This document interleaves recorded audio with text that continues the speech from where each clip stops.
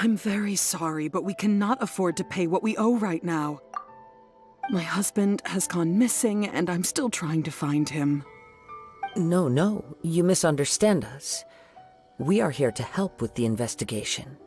We'd like to ask you some questions about Mr. Nagato's disappearance, if we may. Ah, I see. I thought the debt collectors had come to visit again. I'm sorry you have to see me in this dreadful state. Has some new information come out? Do you know where he's gone? I'm afraid we don't have any new information at the moment. We're still trying to find out as much as we can to inform our search. With this in mind, can we perhaps ask some questions about your family's current situation? For example, Paimon's struggling to understand why a collector would be strapped for Mora. That's a long story.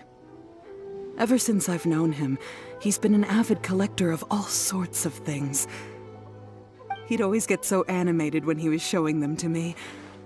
I knew nothing about the items myself, but seeing how enthusiastic and excited they made him, I was happy to believe that they were just extremely important to him. Everything was fine when we first got married, but as time went by, things changed for the worse. Uh-oh, what? He lost his sense of restraint. He started buying more and more things, and even resorted to borrowing money just so he could pay for them. Our expenses really spiraled out of control when he started getting interested in weapons. It was awful. There were days when he'd spend hours down at the warehouse, admiring his weapons even as debt collectors were descending upon our house. He wouldn't sell them, wouldn't even touch them. Just sat there staring at them like he was in a trance. I'm happy he has a hobby, and I'm willing to support him. But making ends meet has to come first. I've tried talking to him about it so many times. On the last day that I saw him, I gave him an ultimatum. I said, if he refused to sell his collectibles and pay off his debts, I would divorce him and take the children with me. Whoa! And that led to an argument.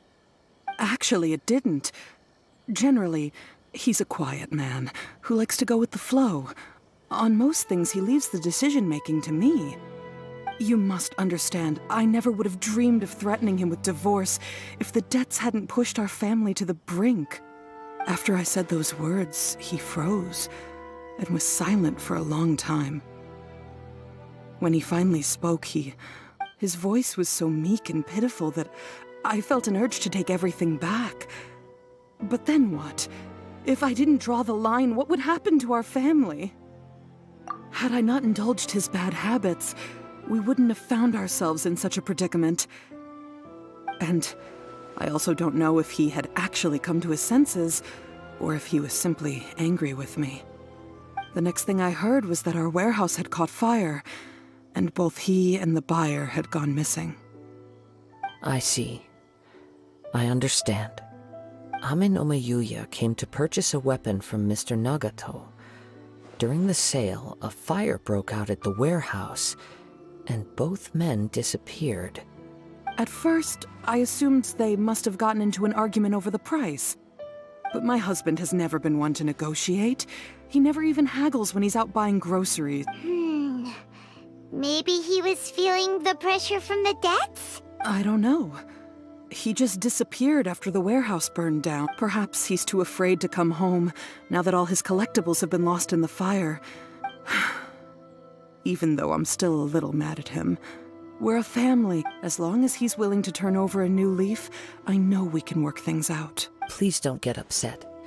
There could be more to this situation than meets the eye. If collecting things is a habit that Mr. Nagato had his whole life, it is quite unusual for this habit to change so drastically over a short period. But the information we gathered from the other side suggests Ame no Mayuya is also a mild-mannered man who would not be likely to start an argument.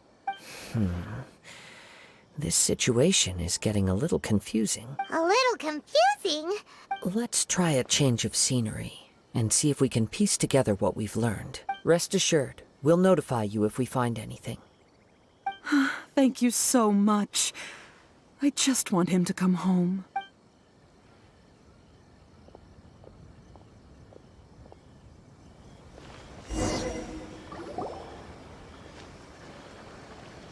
Based on the information we've gathered so far, I can only surmise that the sales meeting between the two men was somehow the catalyst for their disappearance. The fire at the warehouse likely played a part in how the situation unfolded, though its exact role is a mystery. Do you have any thoughts? Well, Paimon was thinking that maybe someone accidentally... Nope, never mind. Paimon's brain needs to rest for a while. Over to you. Right. I very much agree with you. It seems highly likely that we're missing a piece of the puzzle. Working off what we know so far, there are too many things that don't add up. The chances are that there are still some clues left for us to discover. One fact that I keep coming back to is that Amenoma Yuya is polite and well-mannered, while Mr. Nagato is introverted and Mr. Nagato, being heavily in debt, is also the only one of them with the potential motive to disappear after the fire. The more I ponder it, the more puzzling it becomes. Right. Although the time frame seems to broadly match, no other details that we've learned seem to link the two. Amenoma Yuya lacks a key distinguishing feature of the attacker, namely that he is principally a practitioner of the blade testing techniques of Amenoma art, not those of the combat-oriented Ishin art. Darn! We thought we could get two birds with one stone here, but at this rate... Let's keep going. If we can solve the case, both Mr. Amenoma and Mrs. Nagato will be able to get some closure. Okay, but where should we go? Let's head out of the city and check out the warehouse. There's still a chance we may be able to find some shreds of evidence.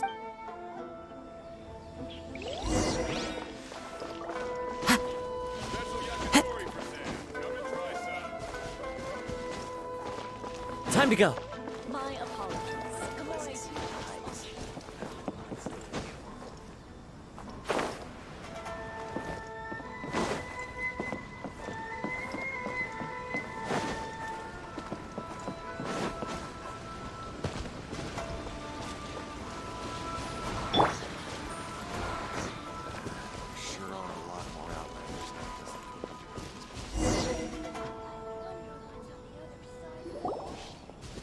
Wait. I hear something ominous in the wind. Oh! This must be another one of those sounds that only you can hear. As sketchy as that whole thing seems, you did put it to good use when we were chasing down that vision thief at Beto's tournament. Now I'm picking up a strong scent in addition to the sound.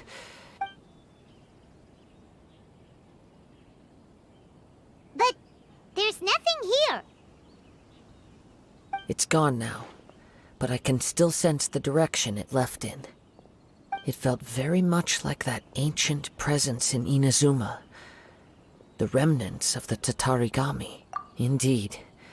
But this unexpected spring of inauspicious energy may prove to be of benefit to our investigation. We should remain vigilant and approach slowly.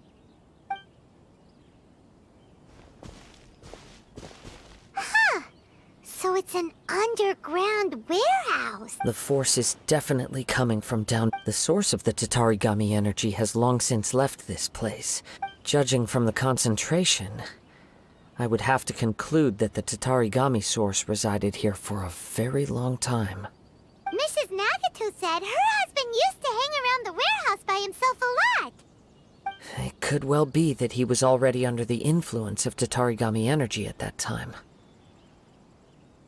From what I've been told, Tatarigami does not turn all upon whom it preys into violent monsters, but most will develop a stubborn streak upon being exposed to the Tatarigami's unfulfilled will. Their interests become fanatical obsessions. Mr. Nagato had an interest in collecting to begin with. The influence of Tatarigami could explain why he became an obsessive hoarder, amassing more and more possessions, even as he put himself in grave debt. So what should we do now? Go down and take a look? Step back. I'll open the door and take a look inside.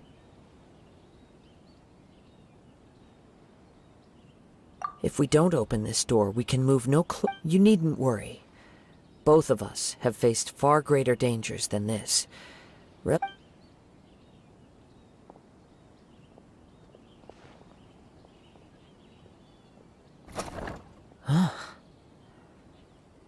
What's down there? Everything's buried in debris. It looks like the fire caused a cave-in, reducing the entire warehouse to rubble. That was too scary!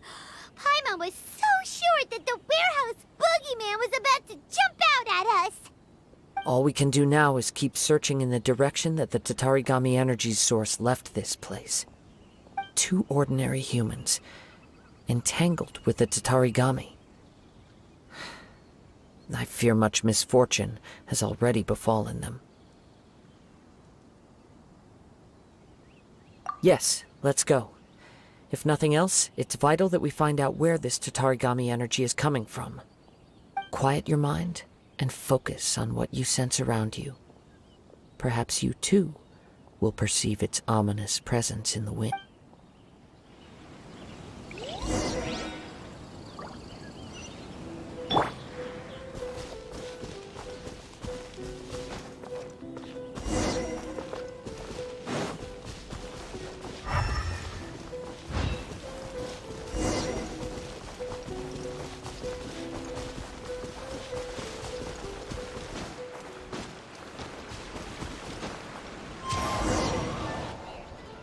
From this point, the trail appears to split into 2. The main source of the Tatarigami energy continued on into the distance, but a small portion remained here.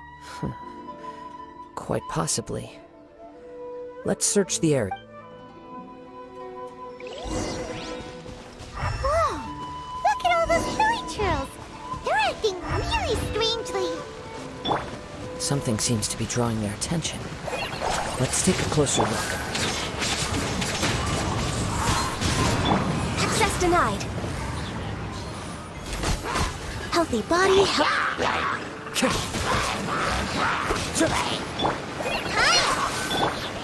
The wind knows me.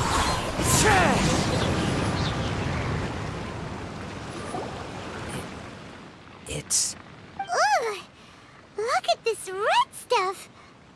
By the looks of it, a letter written on a piece of torn clothing. The ink is bone dry. It must have been written quite some time ago. Well, let's take a...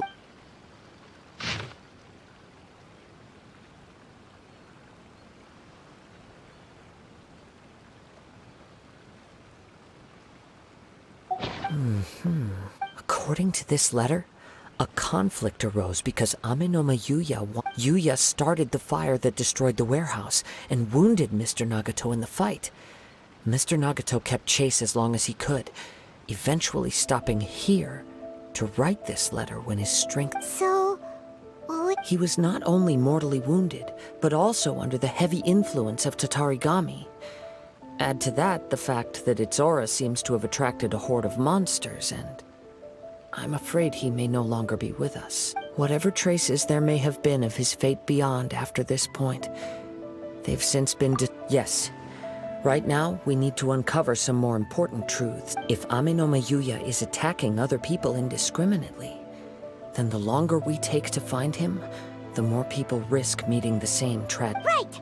So let's get moving!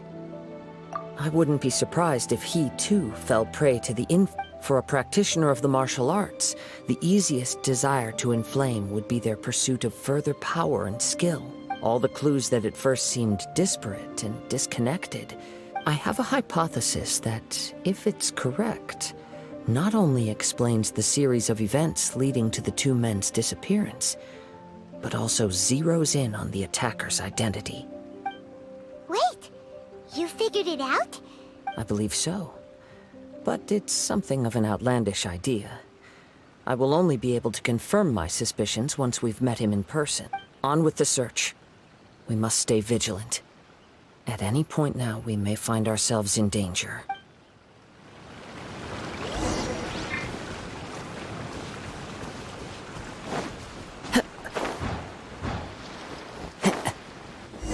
Follow the wind.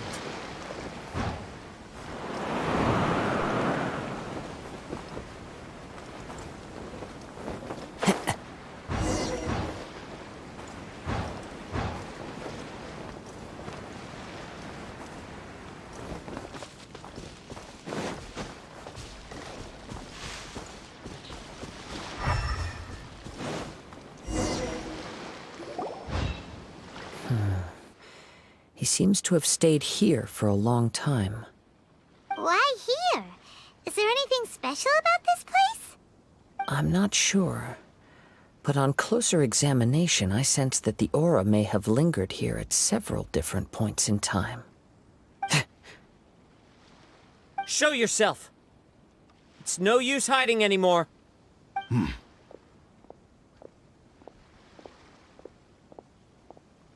Kaede Harakazua. It's you, at last. Aha! So it is the same guy from before! What's your problem, huh? What could you possibly have against Kazuha? Indeed, there should be no enmity between us. If it is Amenome Yuya that stands before us. But what if instead of facing Amenome Yuya, we are in fact facing the blade in his hand? Now that you mention it, it is giving off a strange light. Whoa, whoa! Surely you don't mean... Are you serious? Tatarigami energy often lodges itself within physical objects, then works to subtly affect any living organisms in its vicinity. The blade has resided in Mr. Nagato's warehouse for many years, affecting his state of mind, and more recently using the sail as a means to affect, or rather, as a means to occupy, Amenome Yuya's body. You're sharper than I thought. You've already deduced the truth of the matter.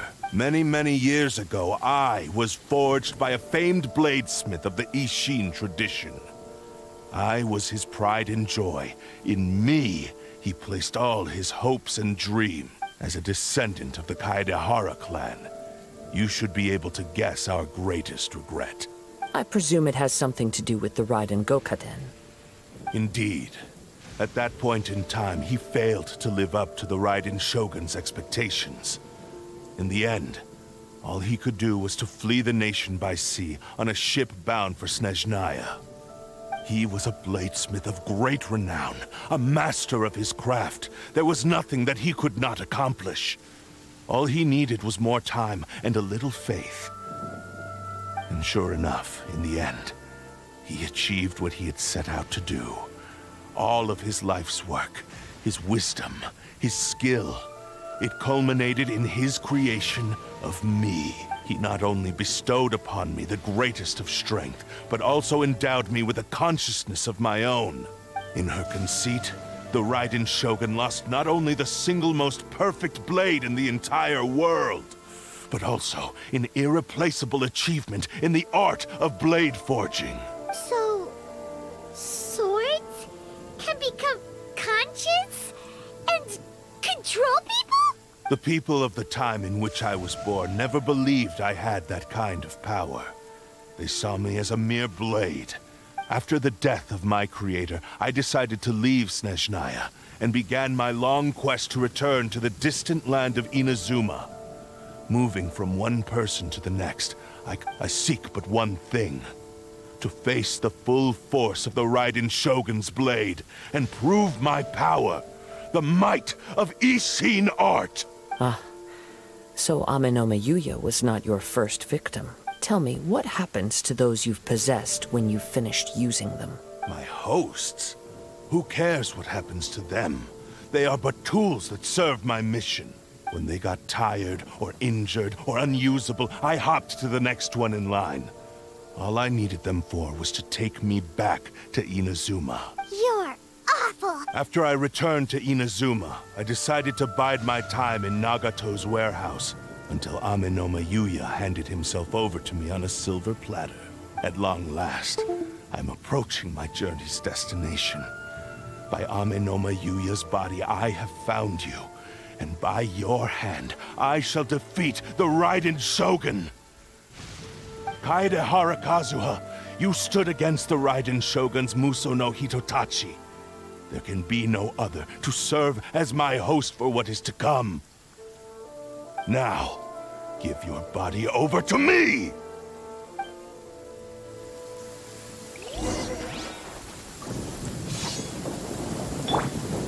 Submit to me! Blaze over! Into the wind! Fallen Emma, help! Life goes on.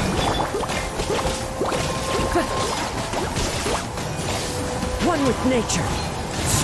Join me and sever that divine... Time to go.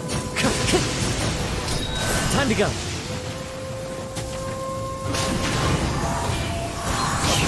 Me! We shall rewrite history! Into the wind!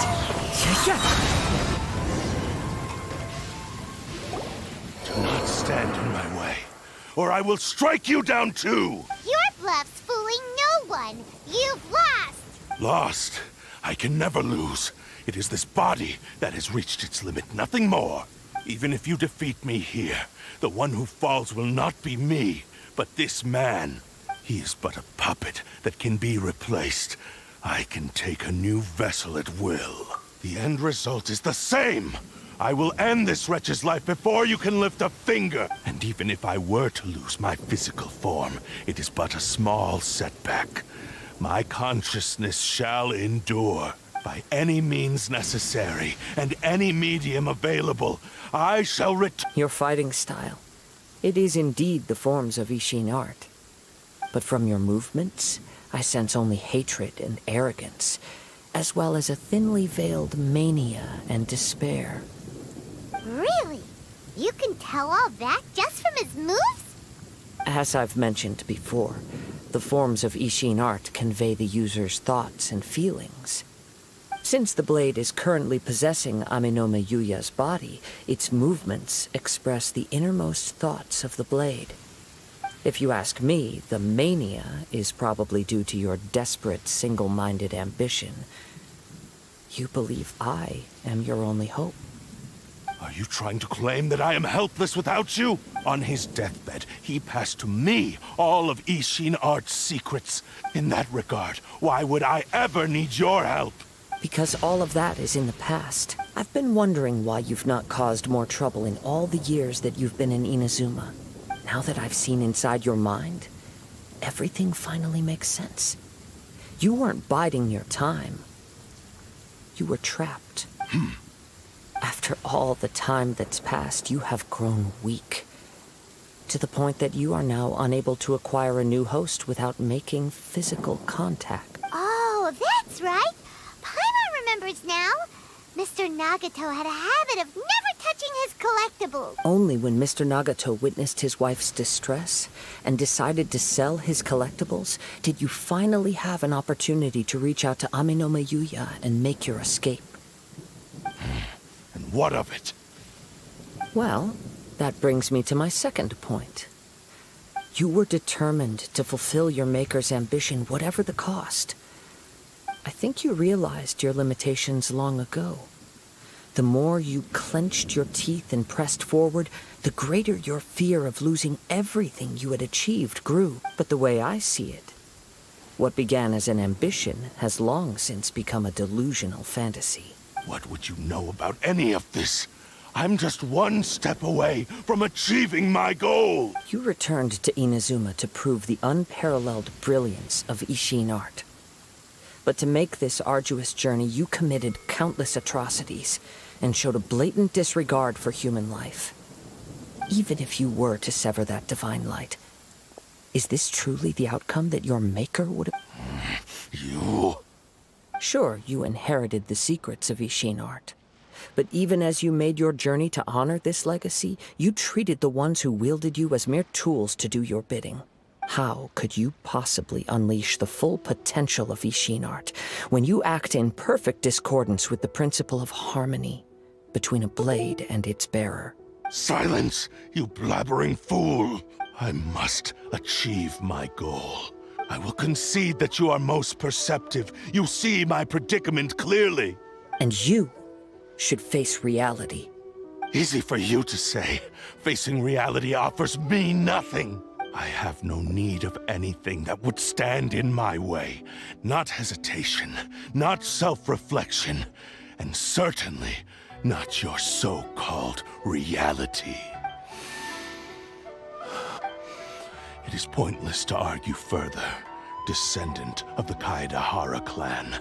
If you wish to save this man, then offer me your body in exchange. How stubbornly you stick to your wayward path. I do not believe for a second that you can challenge the almighty Shogun in your current state. So let us make a bet, and I will put your strength to the test. What? Surely you're not planning to agree to his demands. Very well. Then find yourself some enemies with whom you wish to cross blades. A taste of my power will more than convince you. Once we have dealt with them, we shall proceed to Tenshukaku. And as for your end of the bargain, if you lose, you must release Amenoma Yuya from your control. I accept. Don't do this, Kazuha! This is the only way to save Amenoma Yuya. If we don't do this, he'll forever be the Blade's puppet. The Cursed Blade's strength is currently very weak, and I sense he's hesitating. This suggests his heart is still not completely devoid of honor. The power of the Tatarigami lies in intensifying existing obsessions. But even so... Even if things take a turn for the worse, I still have you both here with me. We have a chance here to save an innocent victim. Your disdain for me betrays your woeful ignorance. I agreed to this bet because there are things I wish to learn too. Now, take me in your hand.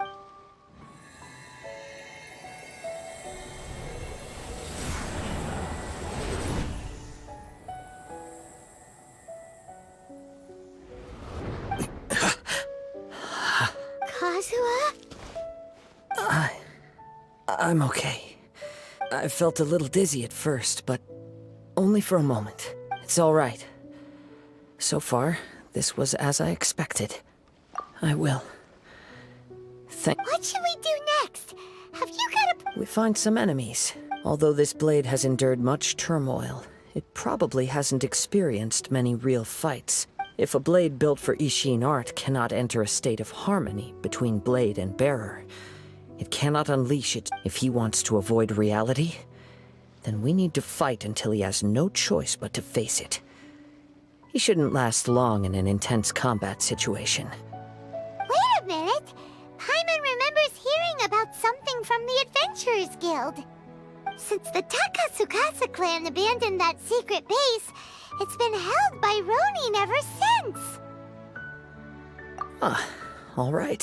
What about Amenoma Yuya? The blade says he'll let Amenoma Yuya trail us silently. Although he hasn't Are we sure this is a good idea? It's a pretty treacherous journey. Okay, fine.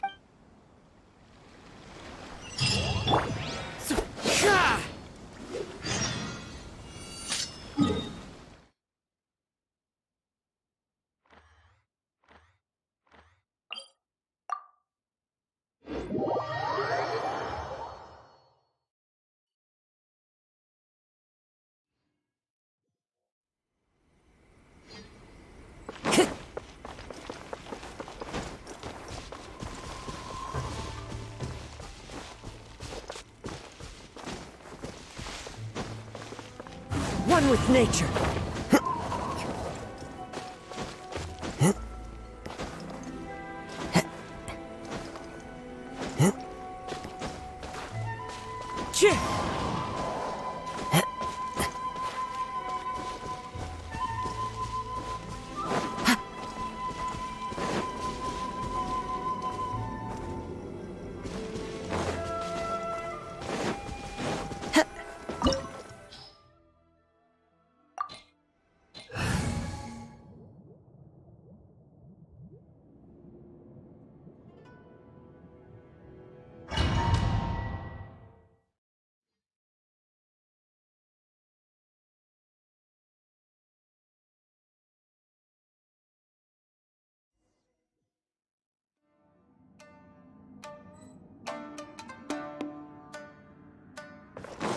Leave everything on this journey to me.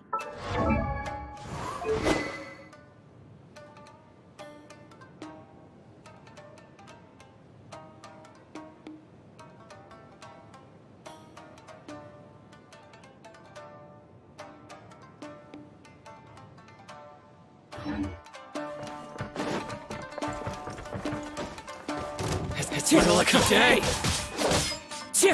There's more! Into the wind!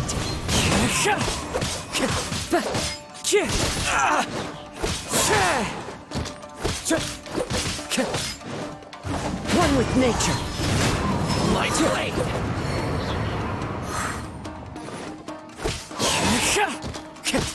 To the ferry! Let's get down to business! Into the wind! Fallen leaves, adorn my night! One with nature!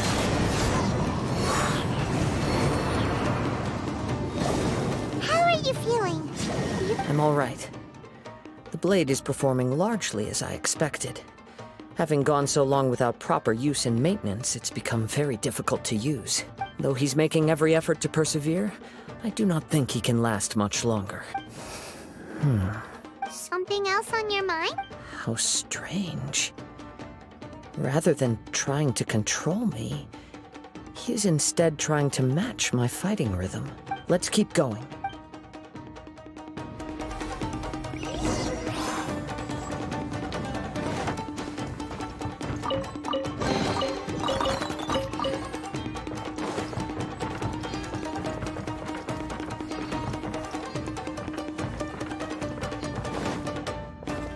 Let's get down to business! The wind knows me.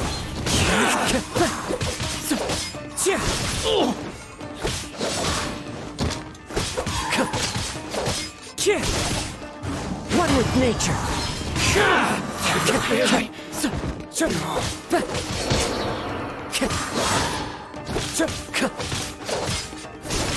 Finally, it's my lucky day! Into the wind. Clouds high. The birds call. One with nature.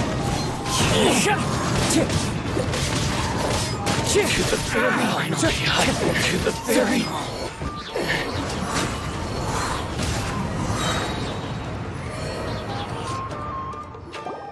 Whoa! Something's up with the blade! I can sense that his strength is slowly fading away. The blade is becoming more and more difficult for me to wield. He cannot hold out much longer. If he keeps persisting, he will likely break apart at any moment. But what would that do to Amanumi? I will be careful with it. He also says he does not have any plans to give up easily. He's still trying to achieve his goal.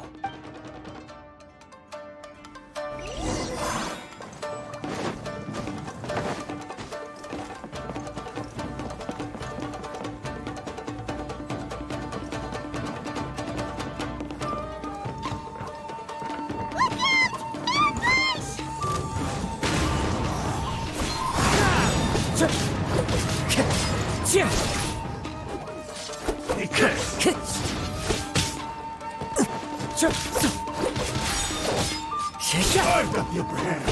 Cheap tricks.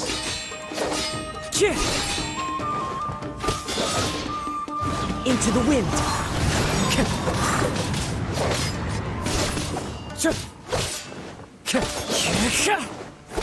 It's over.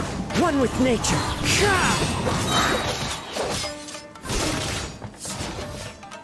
Fallen leaves, adorn my night. Into the wind. I've got the upper hand.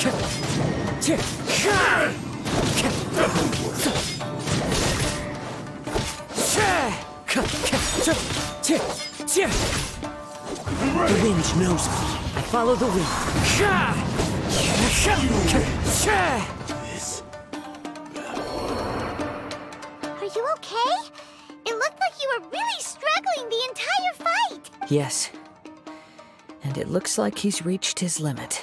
The sheen's grown a bit dimmer again. It doesn't look anywhere near as impressive as it did at the start. Perhaps this time we'll finally have a chance to see his true form. True form? What are you talking about? Huh? What the? Is this the same blade as before? It looks like a piece of junk! If you choose to continue in the state you're in, you wouldn't even be able to beat Samurai and Kairagi, much less the almighty Shogun. Maybe you did truly wield power to rival the Shogun's light when first forged. But the long journey from Snezhnaya back to Inazuma has left you battered and broken. It barely needs stating anymore. Your ambition is a flight of fancy. I've finally figured out why it was that you agreed to my bet. You wanted to reach a state of harmony with me. For perhaps then you would still be able to wield commendable power. But regrettably, we are nothing alike. I will never understand your obstinacy and cruelty, nor can I empathize with the one who made you. The only one who truly understood you had already passed away by the time you were born. Huh? What's that supposed to mean? Here they are! Take them down! Where do they keep coming from? Yup, we can help this time. Don't worry. I'll use my own blade. It's just more of the same. Let's get down to business.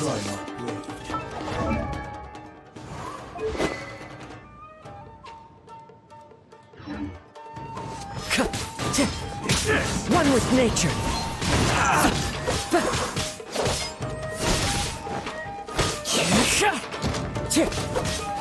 Time to go.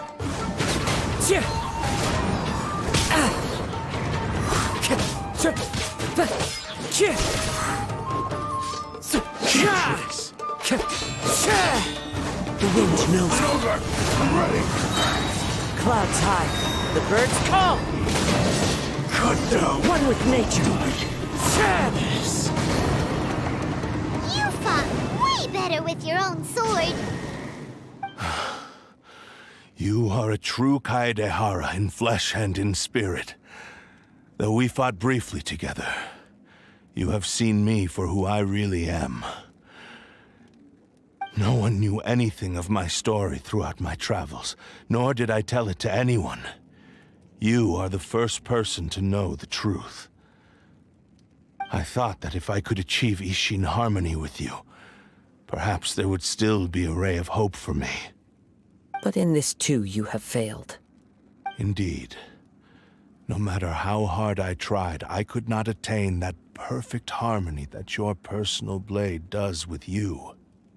Too much time has passed. My physical state is poor, and without proper maintenance, I can only disguise my true appearance behind an outer sheen. Yours is the blade that took on the Muso no Hitotachi. And what a magnificent blade it is. Perhaps I shall never reach that level of glory. Actually, this is just a generic blade that I picked up during my travels in Liyue. What? Forging and maintenance are both important for a blade, but they are not everything. This blade has traveled the land with me for many years, and we have formed a close bond during that time.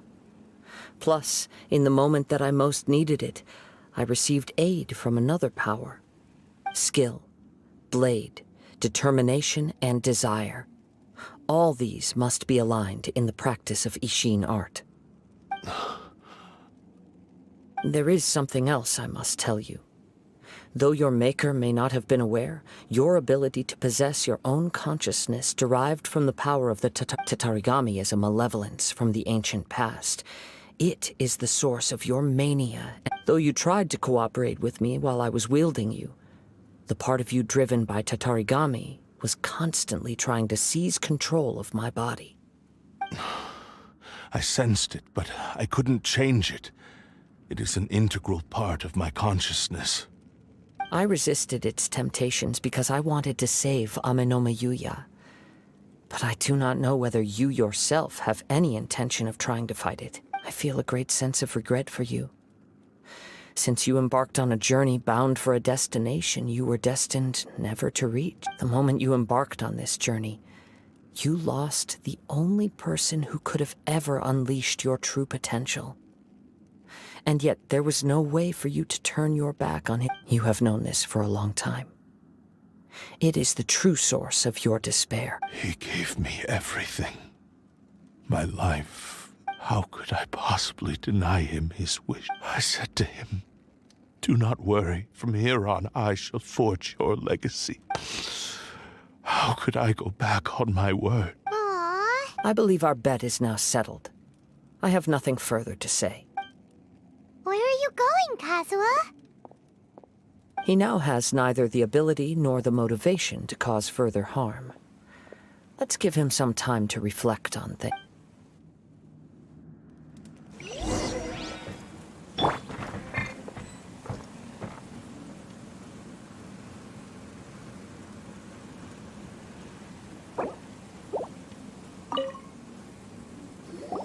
When I touched the hilt for the first time, it's as if I was transported to a strange dimension. It was somewhere I've never been. A bladesmith lay quietly on the bed, his frail face barely visible under a newly forged blade lay by his side, listening attentively to his final words. Wow, that was the Blade's memory. Indeed. While in exile in Snezhnaya, the bladesmith eventually learned the truth behind everything that had happened. The Ishin art had been dealt a devastating blow by the he spent the rest of his life in the forge. Not to vent his frustration and hatred, he felt intense regret at being tricked by the Fatui, but he could never again return to his homeland. His sole wish was to one day return his single, proudest creation.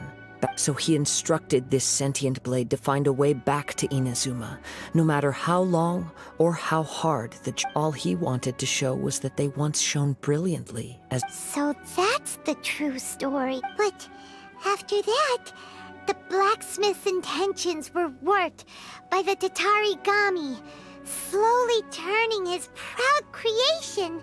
Right. I believe the bladesmith might never have known that the power he worked with was that of the Tatarigami. The hatred within that power is what sent the blade down its ill-fated path. This blade has committed unforgivable atrocities, but only because it lost its original master. Shame it's too late now. Yes, it is too late. Time would not wait or stop because of his determination. While the world moved on, his ambition remained stubbornly stuck at that fleeting moment at the dawn of his journey. He seems to have calmed down, though.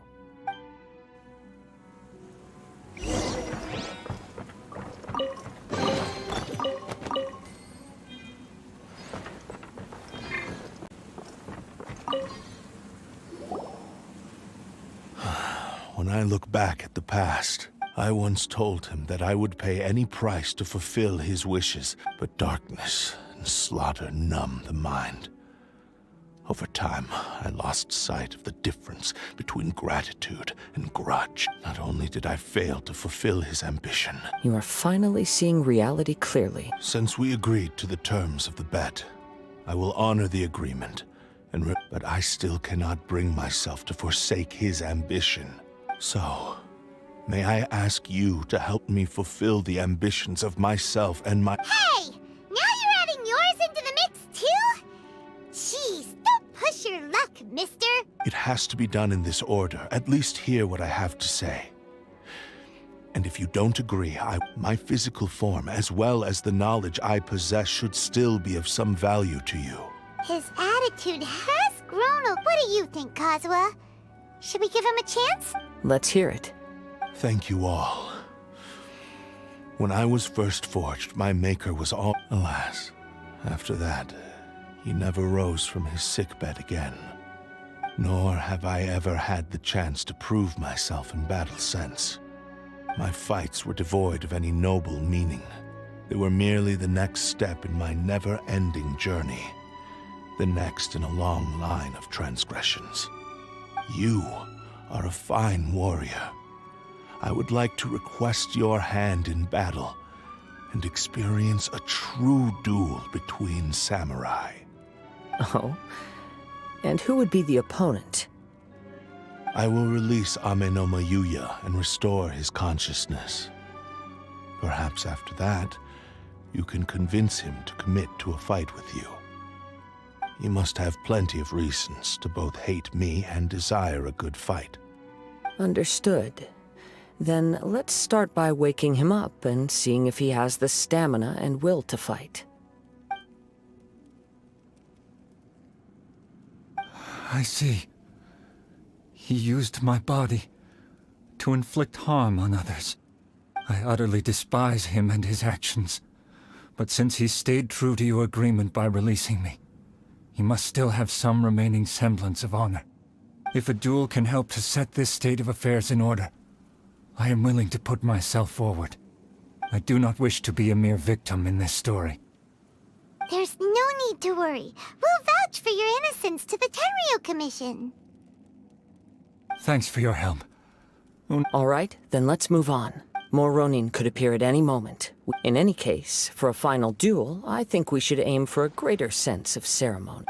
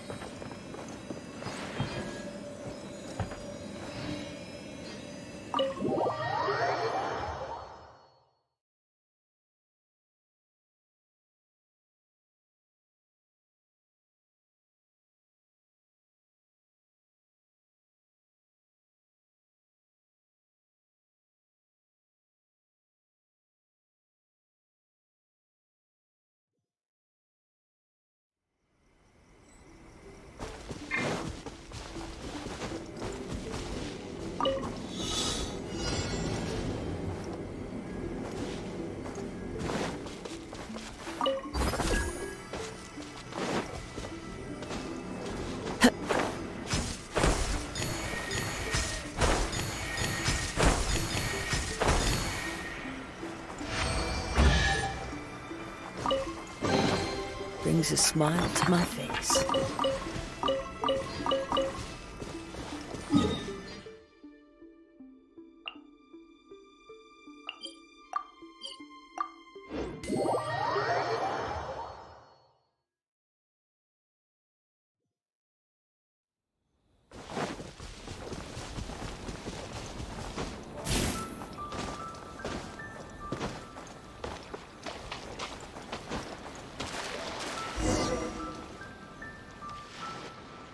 This reminds Paimon a bit of the Crux Clash. Yep, we still can't let our guard down. Even now, Paimon has a sneaking suspicion that Blade hasn't told us everything. Still, even if he's way past the point of redemption, it's hard not to feel a teensy bit sorry for him. Are you ready? Ready? Okay. All right then. Successor of Ishin art, Kaedahara Kazuha. Successor of Amenoma art, Amenome Yuya. Honored to cross blades with you. It is my honor also.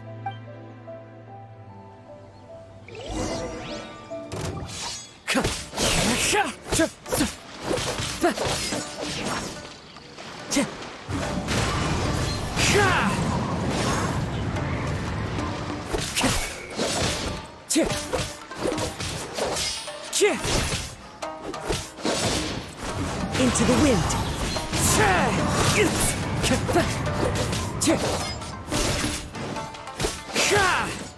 Time to go.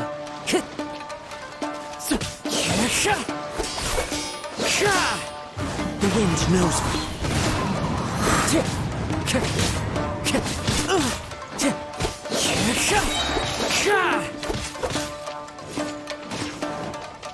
Fallen leaves, adorn my night, one with nature.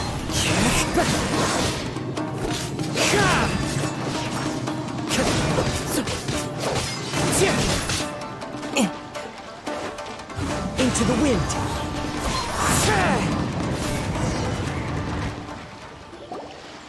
Thank you for the experience, although he appears battered and broken. In your hands, it seems he's regained a glimmer of brilliance. His sense of savage cruelty has completely faded away. You also fought well. I'm sure he relished the experience. There are a few things that I shall leave him to tell you himself. I must apologize to you for all that has transpired. You need not seek my forgiveness. Nor do I have the right to forgive you on your victim's behalf. It is too late for all of that. I do not wish for forgiveness. I only hope that you will see my transgressions as mine alone, and not let them stain the legacy of Ishin art. I strayed far from the straight and narrow path, but the Ishin art still has a worthy successor in Kaedehara Kazuha. I beseech you, please understand this. Yes, I too trust Mr. Kaedehara to do the right thing. Thank you, successor of Amenoma art. This blade has also told me that he has another wish. He would like to visit the Amenoma smithy. Maybe we can go back there together. What does he want to... I'm not sure, but I think that all this is about to come to an end.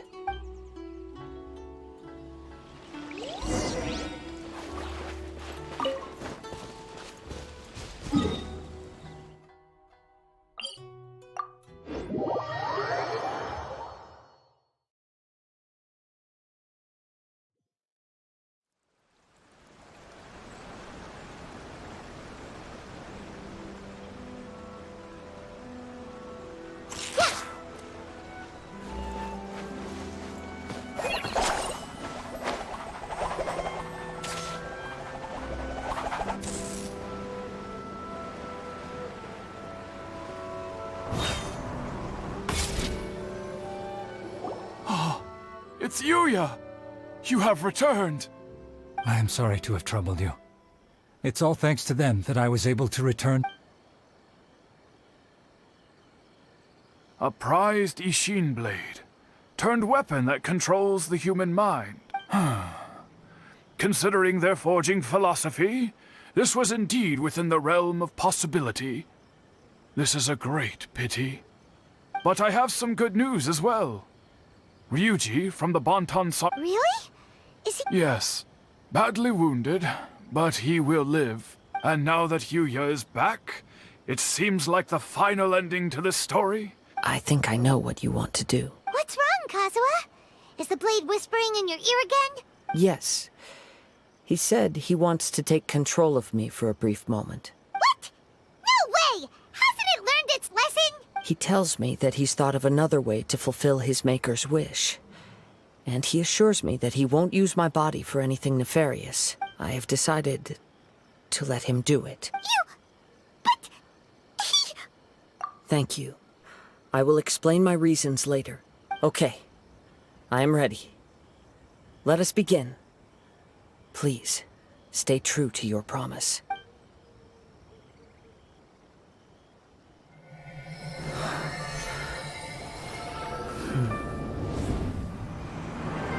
My power is almost spent. Without him, my eventual demise is inevitable. But if I abandon the future to give everything I have in this moment, my physical form can be forged anew. Everything? You mean... Yes. The cost is my entire consciousness.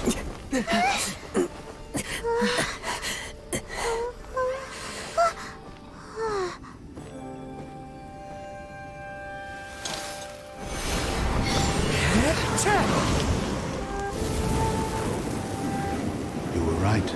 There's nothing that I can accomplish now. But there's still a chance for Ishin art. Once remade, I will be a valuable resource for your studies. Ishin lives on, and its finest hour is yet to come.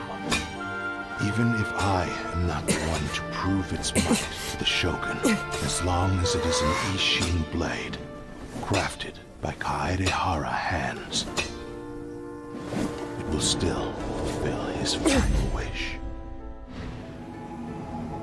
Thank you, son of the Kaedehara clan. Over the years, my real name has been forgotten by all. I'm ashamed to utter it, yet it remains strong in my mind. Kagotsurube Ishin. This name is now yours to keep.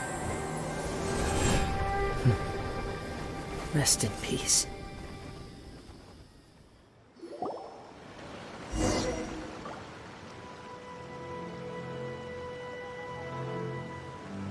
So, that's why he said it had to be done in that order. His consciousness will disappear forever after fulfilling the bladesmith's wish. Kagotsurube Ishin. It was the first time I ever heard his name. It seems like deep down he disapproved of his own actions, and thus chose to bury this name deep within his heart. Only in the final moments Before his consciousness faded, was he willing to entrust it to another? Seems like he really, really wanted to fulfill his maker's wish. The same fervent ambition that gave him the motivation to keep going forward also fueled the stubborn determination that blinded him to the path ahead. Speaking for myself, I'd rather see him recognize and atone for his mistakes than see him punished for them. I understand. Perhaps this is a flaw in my personality. I've always been captivated by grand aspirations. Hearing his wish to rival the divine light touched something inside of me, just as the sight of those who fought to repeal the Vision Hunt decree did. Your quest to face the gods and trace your sibling inspires me in the same way. After everything I've seen, perhaps these pursuits fascinate me a little more than they should. Oh, Kazuha. I will continue to support you from this point on. Know that you will have my assistance whenever you need it. Wait, shouldn't we also go update Kujo Kamaji? Oh, you're right. We need to tell... And it's also time to give him a response to the offer he made me.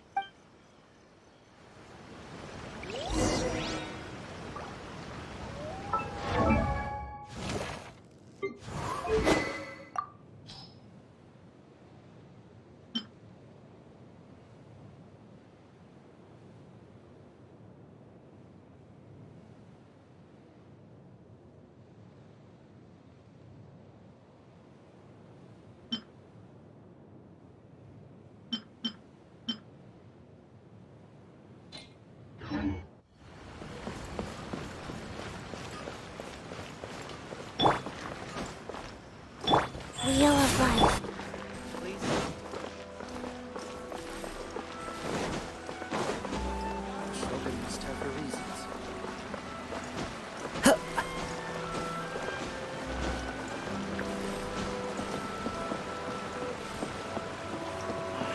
Should I report this to my superiors?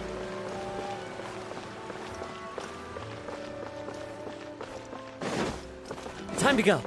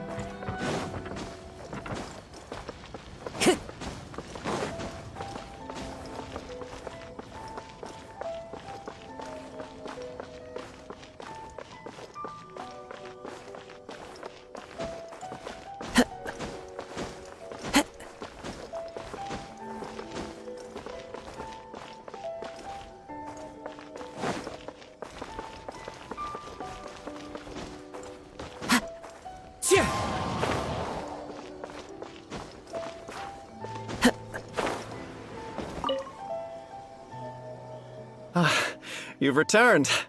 I hear that the issue has been resolved. Though this was a treacherous investigation indeed, we're most fortunate that no lives were lost. The Tenryou Commission has already attended to the danger at the warehouse. The investigation into Amanoma Yuya should conclude soon.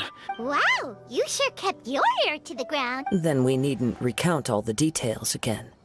Now, as to your earlier offer, I wish to give you my answer. Please take a look at this blade. What's this? Kagotsurube Ishin, a weapon crafted using a long-lost blade forging art of the Kaidahara clan. By means of a series of fortuitous events, I was able to recover and restore him. I also promised him that I will continue to study and pass on the secrets of Ishin art. And so, it looks like I will likely continue with my journey across the nations, learning more about this blade as I go. I see.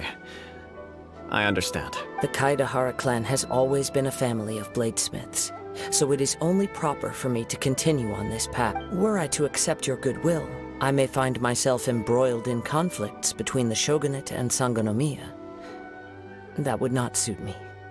You misunderstand.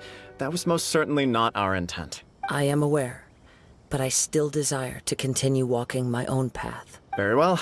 I can understand. Then let's pretend this offer was never raised. However, if you should ever change your mind or find yourself in need of the Shogunate's assistance, please do not hesitate to inform me. Great. Thank you for your generosity. Where will you travel to next, Kazu? I'll probably take to the seas with Captain Beto again for now. As for my next destination, let's see where the wind takes me.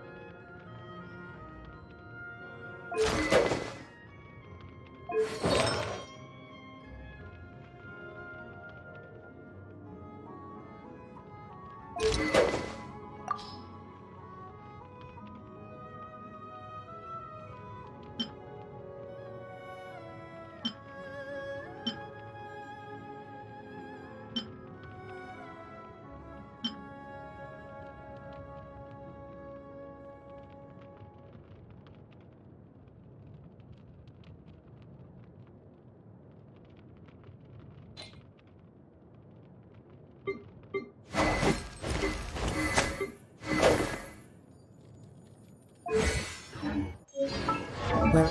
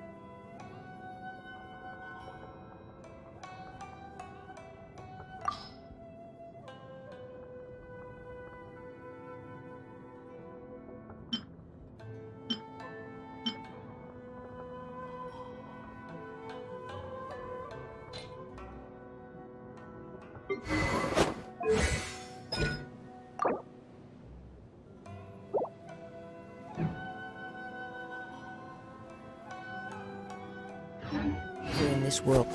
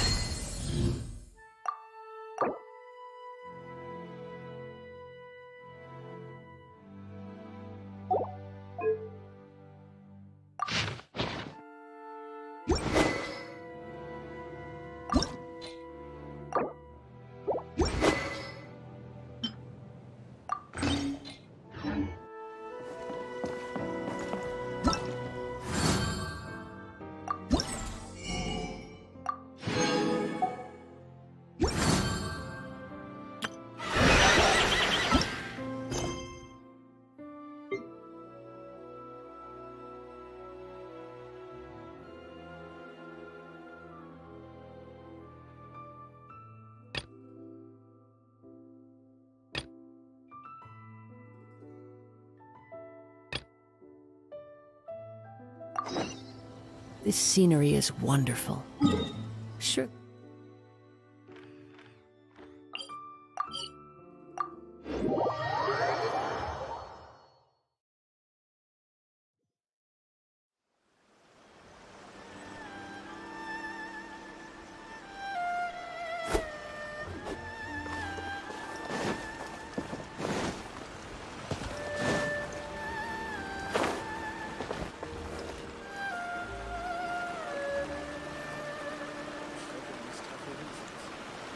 Alright, Nico, we're here.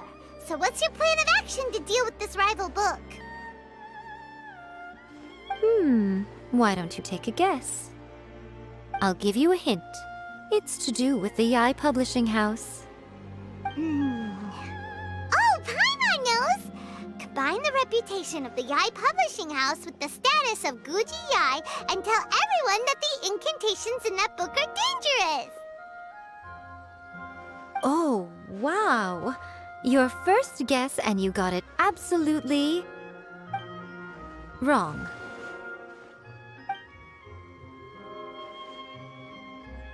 Yeah! Wait! Seriously? That wasn't it? A first-hand guide to summoning spirits is the hottest light novel right now. If we did as you suggested, we would effectively be advertising to everyone that the incantations are real. In bending over backwards trying to warn everyone about the dangers, all we would accomplish is to create more curious readers ready to try them out. Okay, yeah, that would be pretty catastrophic. Oh! Leaving aside the issue of the enormous manpower and resources such an operation would require, going to such lengths over a light novel would be extremely disruptive to the lives of Inazumans. But that means there's nothing we can do. Well, I've been thinking. I've read a first-hand guide to summoning spirits. It has many other good qualities besides the incantations alone.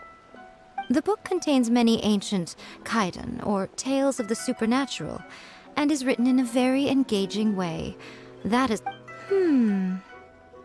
I think we're going to have a difficult time trying to rein in its popularity while it's the only work in its league on the market. That's right. How do you get rid of the next big thing? So what we're going to do is create Inazuma's newest hit novel. Smash our rivals' sales numbers and win our readers back. That is how Yae Miko wages war. Incidentally, this will also be the best way to combat the influence of a first-hand guide to summoning spirits. Wait, Miko, so you want us to write a novel? Well, becoming an accomplished novelist certainly isn't an overnight process. But let's not forget that I am the chief editor of the Yai Publishing House. I have my ways. I did say this is what we're going to do. I trust that the word teamwork is in your vocabulary. Anyway, there is a writer submission event going on at the moment. Start by talking to readers and finding out what they're into. When you have an idea of what the current trends are, come back and see me. I'll be at Uyu Restaurant. Find me there when you're done. I will assemble a team, and we can work while we eat.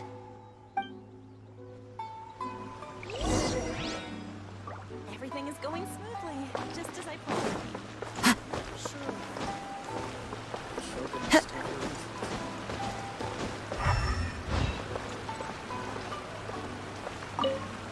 The key to a successful light novel is when to use illustrations, what they should contain, and good illustrations can make up for bad writing. But there's a saying that light novels are essentially a case of buy art, get words free. The illustrations in a first-hand guide...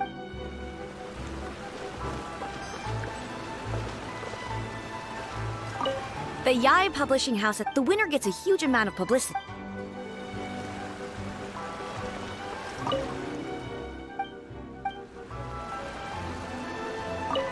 I've been reading light novels for a long time now. I'm mainly into big, ambitious fantasy work. These days, though, everyone seems to be the only reason. Not only is it a good...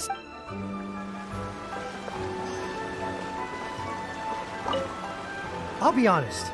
In most traditions, by contrast, the protagonist... There's much more to light novels. novels than Paimon realized. Let's go tell our findings to Yae Miko.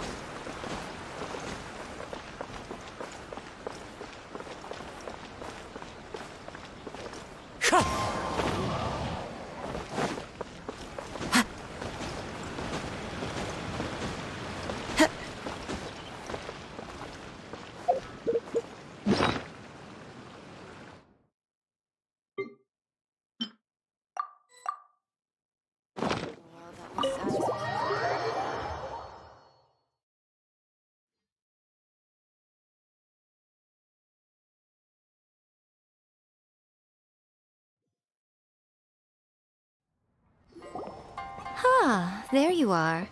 Let me introduce the team. You've already met Junkichi and Shigeru. Shigeru is an experienced editor, and Junkichi is the author he's partnered with. Junkichi's working through a creative lull at the moment, but all his past works have been very popular with young people. He's developed a distinct and enduringly popular style. Satomi is Yae Publishing House's ace in the hole. Her specialty is that she can write all kinds of completely different stories and all under different pen names. As for what those names are, well, that's a trade secret. They will be teaming up with us to collectively create the novel that knocks a first-hand guide to summoning spirits off its perch. So, feeling better about my plan now? Uh-huh. It definitely makes sense. Now then, tell me what you found out about readers' preferences. All very true. An original core concept, a fast pace, quality illustrations, and lots of action. This is the formula that will guarantee good sales numbers. More importantly than that, even though it's a work of fiction, we have to deliver a sense of realism. Paimon followed pretty much all of that, but there's still one question. What are we actually gonna write about? For example, we know we need an original core concept, but how do we come up with one? Before you can answer that question, you have to understand your target audience. Take a first-hand guide to summoning spirits, for example. When I read it, all I find is common knowledge to the kitsune. But to the general public, it's bursting with new and interesting ideas. It all comes down to the size of the information gap between author and reader. As a traveler, there must be a great many things you know that are complete unknowns to the people of Inazuma. What is commonplace to you may be fresh and original to them. Oh, right! So maybe we can take inspiration from our time in Mondstadt and Liyue. But that would make it a completely different genre than a first-hand guide to summoning spirits. Is that gonna be a problem? Not at all. You don't have to worry so much about how to compete with that book. All you have to do is provide some interesting ideas based on your travel experiences. As long as the core content is interesting, my expert team here will be able to flesh out the details. Alright, let's start with Chapter 1 then. What are you thinking?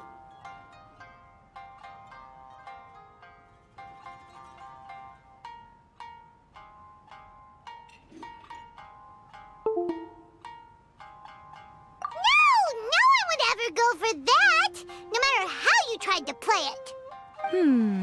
Out of a maximum of 10 points, I'd give that a 9. Is there really flying emergency food in other worlds? How does it taste? And how do you cook it? It's a strong opening, an easy way to grab the reader's attention. Never underestimate the appeal of culinary-oriented subject matter. Food, after all, is a topic that everyone is interested in. Good job, little one. You're not only drawing on your own experiences, but it seems you're filtering them through the lens of the kinds of light novels you've read in the past.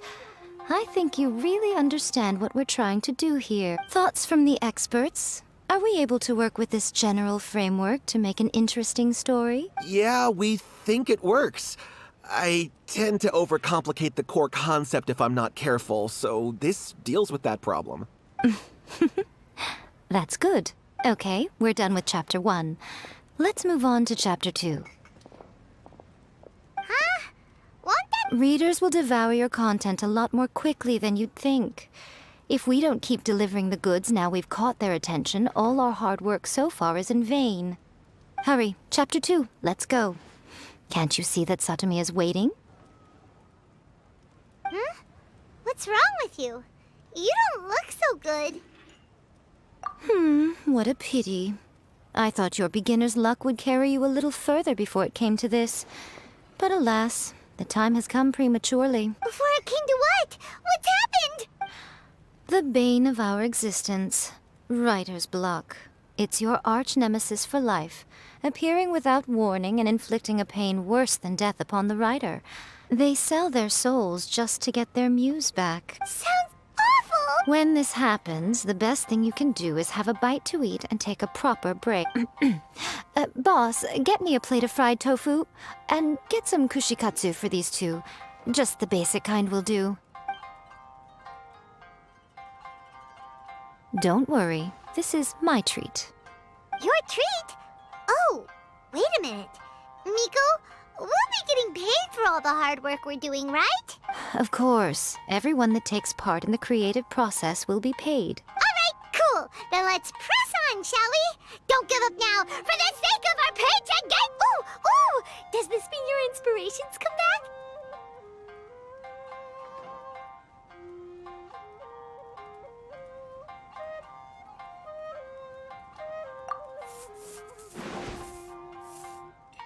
Let's see now.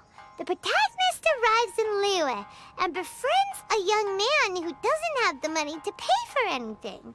Only later do we find out that this young man is none other than Rex Lapis himself. With the help of the Qixing and the protection of the Adepti, I am free to roam this vast realm. Is this the kind of cheap thrill that guy was talking about? I give it a 9.8.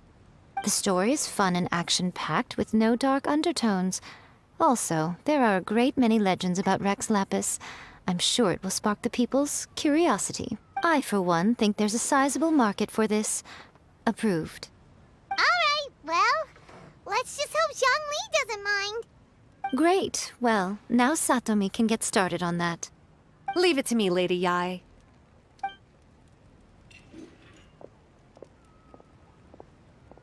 Let's write about Inazuma in the 3rd chapter, shall we? I can help with this one. We can use the Vision Hunt Decree or your experience in the Resistance. Any ideas?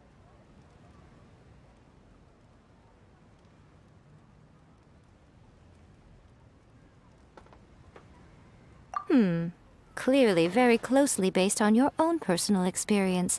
With no major changes, that's fine. Since it's something that took place in Inazuma, it might actually be more interesting to readers if it's one thing, though. We'll need to rewrite the part about me giving you the Omamori. Let's change it to... The mysterious Lady Kitsune teaches the protagonist a spell that can make their wishes come true. The protagonist uses this spell to defeat the Raiden Shogun in battle. That should do the trick. Whoa, so we're really going head-to-head with our rival on this one, huh? I suppose so. Once they're done writing the manuscript, I'll write the passage where the protagonist recites the incantation myself. Are we done then? Do you really think this will be able to beat a first-hand guide to summoning spirits? The content is fine. Now we just need to promote it. I will contact an artist to make some illustrations. I'm positive they will be at least as good as those in A First-Hand Guide to Summoning Spirits. We'll also need an endorsement on a paper band around the book. I can get the wonderful Ms. Hina to write that. She runs a regular Q&A column in That's Life magazine. The people of Inazuma absolutely adore her. You're free to take a break while the creative team is doing their work, but please go by the Yai Publishing House at some point to commission Ms. Hina for that recommendation. Welcome. Let me think. What spell does Lady Kitsune teach to the protagonist? I've got to make sure it sounds suitably mysterious.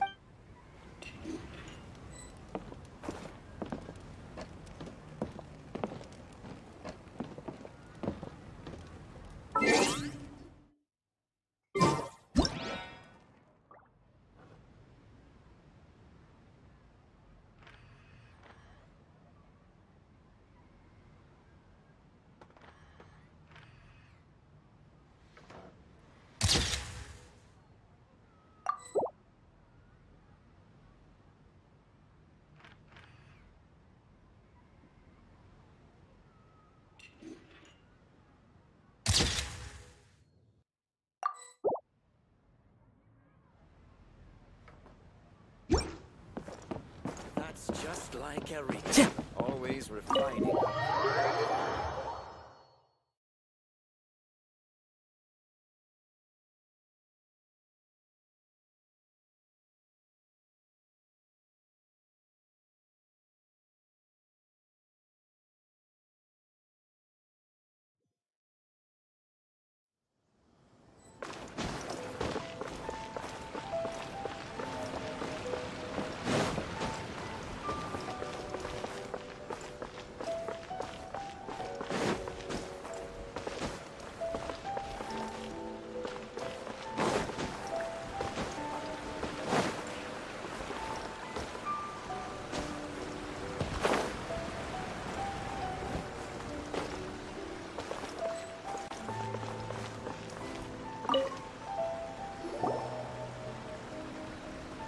Miss Hina doesn't usually do endorsements, but since it's Lady Guji that's asking, we'll see what we can do. With Miss Hina getting so popular lately, a lot of people have come to us hoping to do a collaboration. But Miss Hina's not interested in any of it. She's still... Maybe that's why her fans like her so much. I'm getting off topic here. And may your light novel sell well and set a new record for the Yai Publishing House. We'll do our best.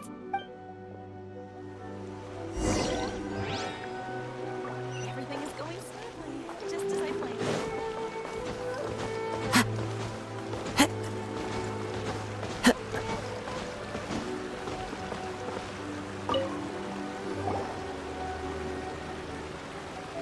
Are you sure you'd like to submit this entry? Let me see. The Miraculous Adventures of the Traveler by Thousand Hands. What a strange pen name. Definitely your doing. Having been around you so much recently, Paimon's slowly starting to understand your unique taste. What do you mean, strange? It took a lot of work by a lot of different people to get this thing finished. Don't you think it's a very descriptive pen name?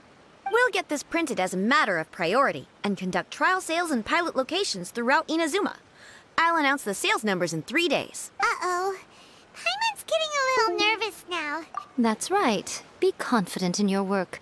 That's exactly how a light novelist should be. Okay, then I'll sign you up. Please come back in 3 days for the results. Thank you all for your submission. I wish you the very best of luck.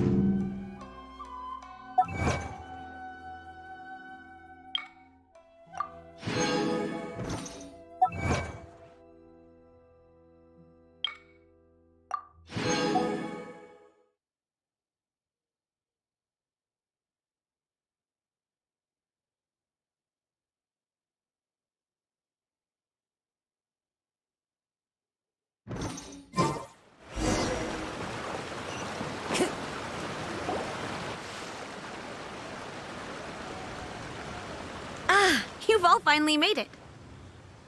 Good news, everyone. I just received word that your light novel is flying off the shelves. Multiple sales locations are asking when we'll be printing more copies. Woohoo! That's great! This level of success is an amazing accomplishment for a new work. Most new books don't sell 30% of what you've sold. I have free copies for each of you here. Please take them.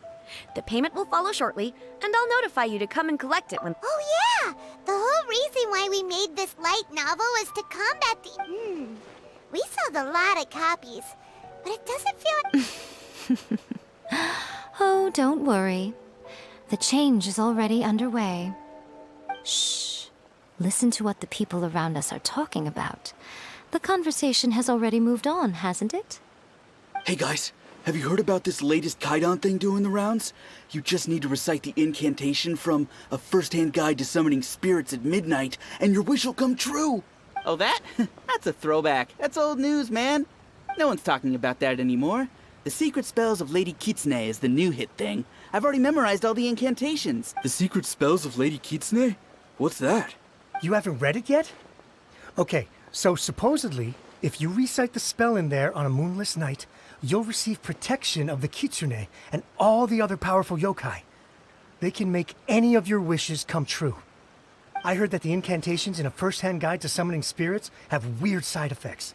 This one guy wished for a load of mora and got it, but then one night it all turned to leaves and he developed a high fever. They actually had to use one of the secret spells of Lady Kitsune to get rid of the discomfort. That proves that the incantations in this book are more potent than the ones everyone was trying before. Pretty much everyone I know is desperate to try it out. Just waiting for a moonless night. Really? Well, I better go and prepare too. Well, feeling less worried now? Wow, you're right! Everyone's shifting focus! But what's this moonless night that they're talking about? Hyman doesn't remember that detail from the brainstorming session. This is something that will become very important to us further down the line. All right, it's time to move on to the next phase of the plan. Eh? There's a phase 2? Of course. Behind every book that hits the market lies an author, right? Oh yeah, if we leave him to his own devices, he might just write another guide to summoning spirits. Also, we still need to figure out what his motive for writing it was. Exactly. That's what we need to take care of next. Fortunately, I've already managed to identify the author. He's a failed light novelist named Tomoyuki. But when we went to ask him about it, he had no recollection whatsoever of having written the book. Yes, this is another case of possession. Only this time, whoever possessed him actively sought him out. After his novel submission failed, he was walking aimlessly in Araumi. In frustration, he shouted out, "Please, someone, anyone, help me write a truly amazing novel!" After that, he lost consciousness. But the spirit that wrote the book has already left him now, right? Simple. It wrote a summoning incantation in the book, didn't it? So we can just use its own method to make it manifest itself. And you, my little friend, are the perfect candidate for this role. Oh, what are you talking about? The fun's just about to begin.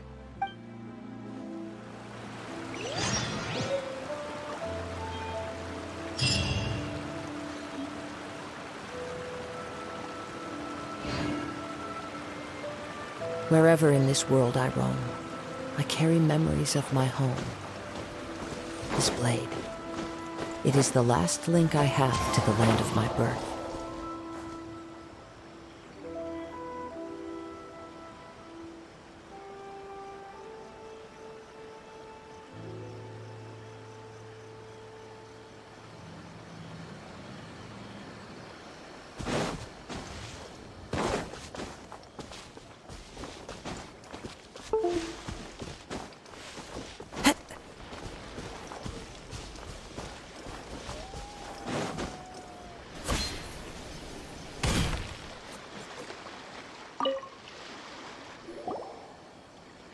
Miko, what is this place? The ideal spot for a little meet and greet with a certain elusive author.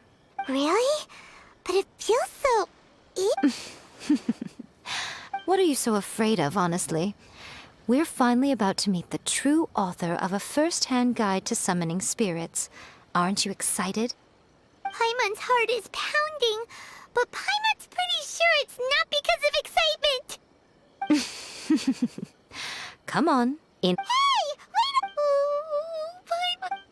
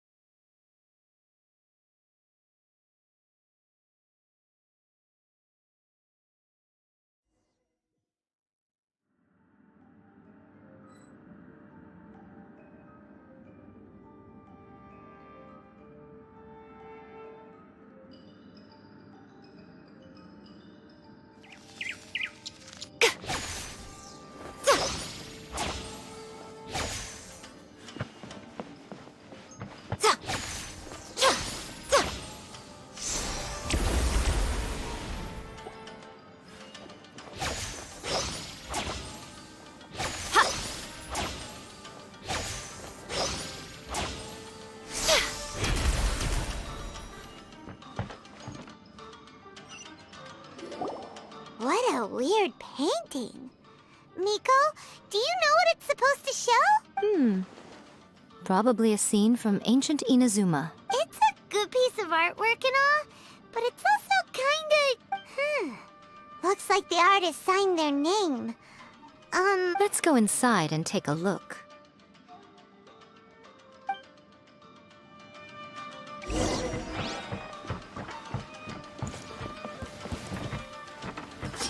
Let me try my Right here. There's more! Right now. Emerge. Taste my flame.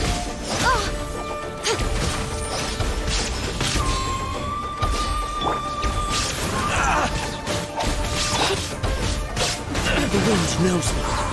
Finally, One with wind and cloud. Right here. Emerge. Right here. Could go like this.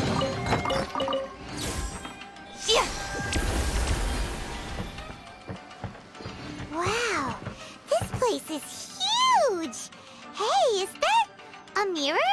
There's a really weird-looking stool as well. Wonder what it's for. Ah, I see. Huh. This setup is quite handy. Saves me a lot of work. All right, go and take a look around. There should be a mechanism somewhere that makes the whole room move.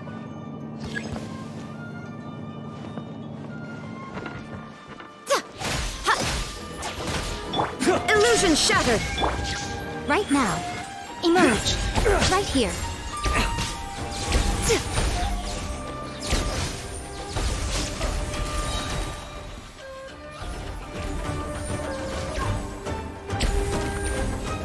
Taste my flame.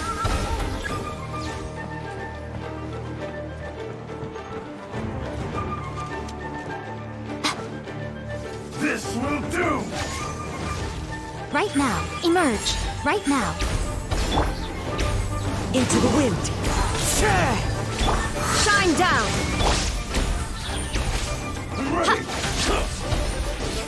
Nothing lasts forever. Emerge. Right now. Right here.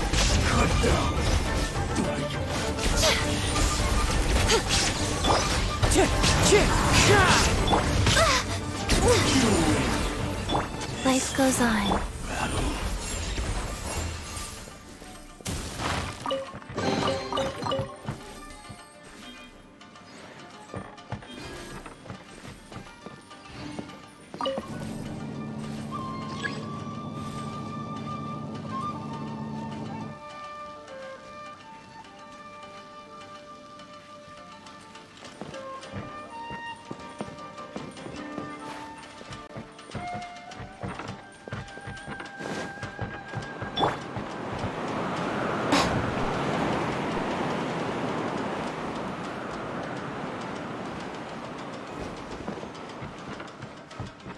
Right now. Emerge. Right now.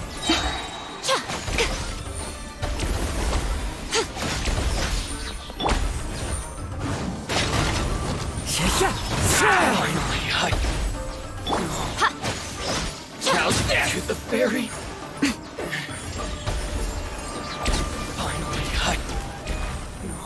Wheel of life.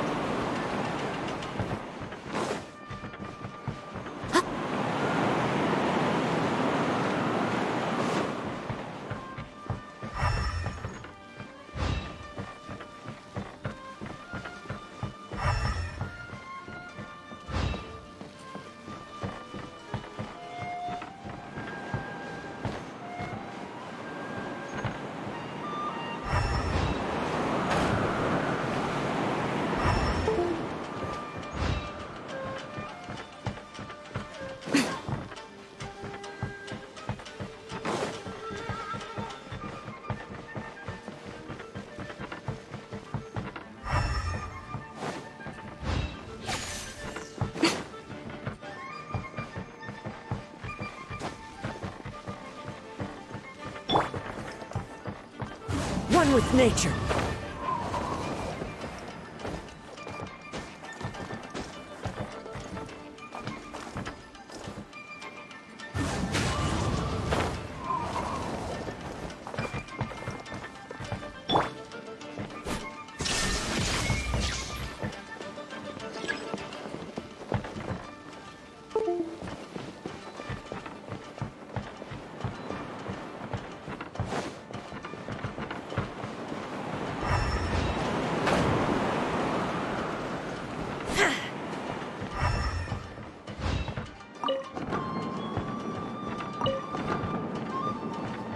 There is no escape! Right here. Emerge, right now. Ha! Yeah! Born of ice and frost. Fall before me! I'm always watching.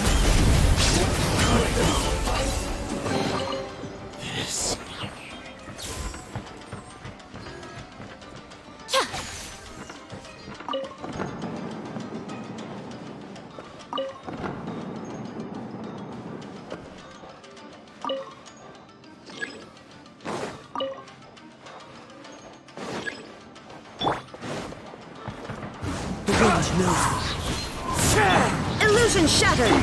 Emerge! Right here, right now.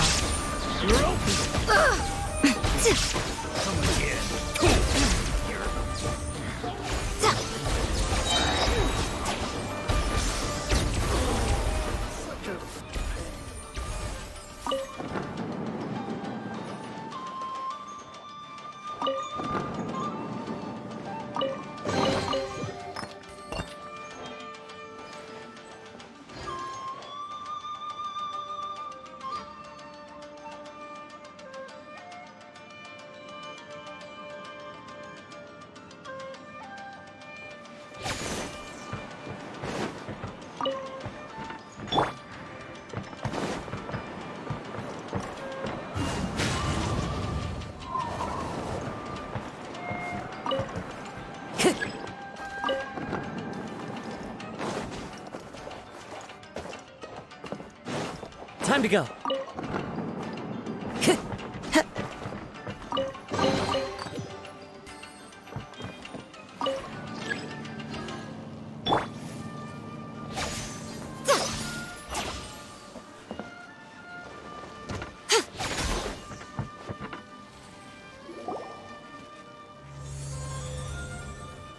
Whoa. It's that painting we just saw. It's turning this way along with the whole wall. It's getting eerier and scarier. Okay. Next I will show you a secret kitsune spell. This painting is a swift summoning medium, which means I'll be able to skip many of the more tedious steps. The murky mirror reflects the view of Inazuma in a bygone age. Spirits stirred by the sight of the past will be easily drawn to it. You're up next, little one. Come on, sit yourself down here. Yes. The whole point of a summoning ritual is for a dead person's spirit to possess a living person's body. You saw what happened to that Oni samurai spirit. After leaving the host's body, he was— Are we positive that summoning a spirit to possess the traveler isn't gonna have any lasting negative consequence? Oh, you really care about the little one quite a lot, don't you? I'm a little jealous. I wish my friends were caring like that. Anyway, are you scared, little friend? Don't you worry now, it'll be over soon. Just think of it like— sit on the chair, stare at the painting, and relax your body and mind. Try and be natural. There's really no need to be nervous.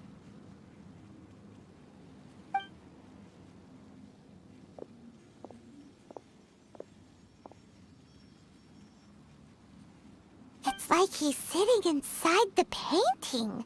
Huh? Is Paimon seeing things? Did the painting just move? Recite the incantation in your heart, little one. Also, you'll need to have some intense thoughts going through your head. A wish, for example.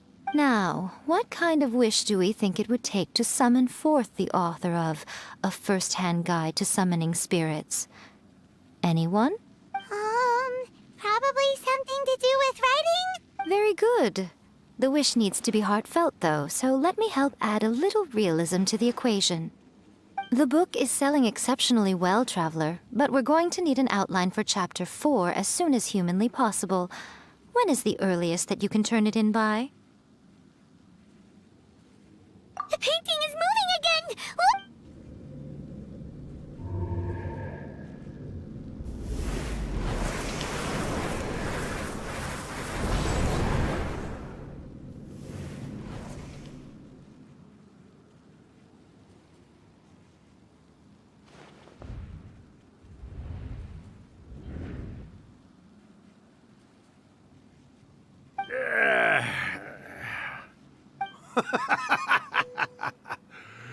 I never thought the day would come when I'd be summoned using my own ritual.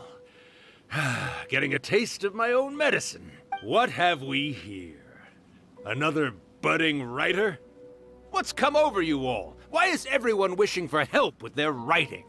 Are novels so popular in this day and age? We got you! So you were the one who wrote a first-hand guide to summoning spirit. What are you trying to do, Why'd you put that summoning incantation in the book, huh? What? Huh? What's this? Oh, I see. No wonder this felt so familiar. I've walked right into your trap, haven't I? You ask me what my game is here? Well, of course. It was to use this incantation as a means for all the souls of the departed yokai to make their glorious return to the world and plunge all of Inazuma into a brutal, bloody war! What? Paimon knew it! You had an evil plan all along! Oh, did you now? Then how naive of you to let me possess this body so easily. I sense, yes, great power within him. Good. Good! With this power, no one shall be able to stand in my way! Wake up! Quick! Wake up! We gotta stop him! It is futile. You shall never wake him again. This body now belongs to me! Hey! Come on, wake up! Don't let him take your mind! Miko, think of something! Miko! Miko!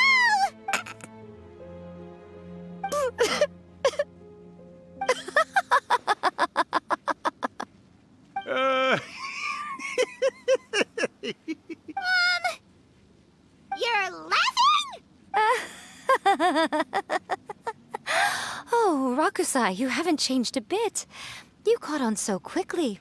Too perfect.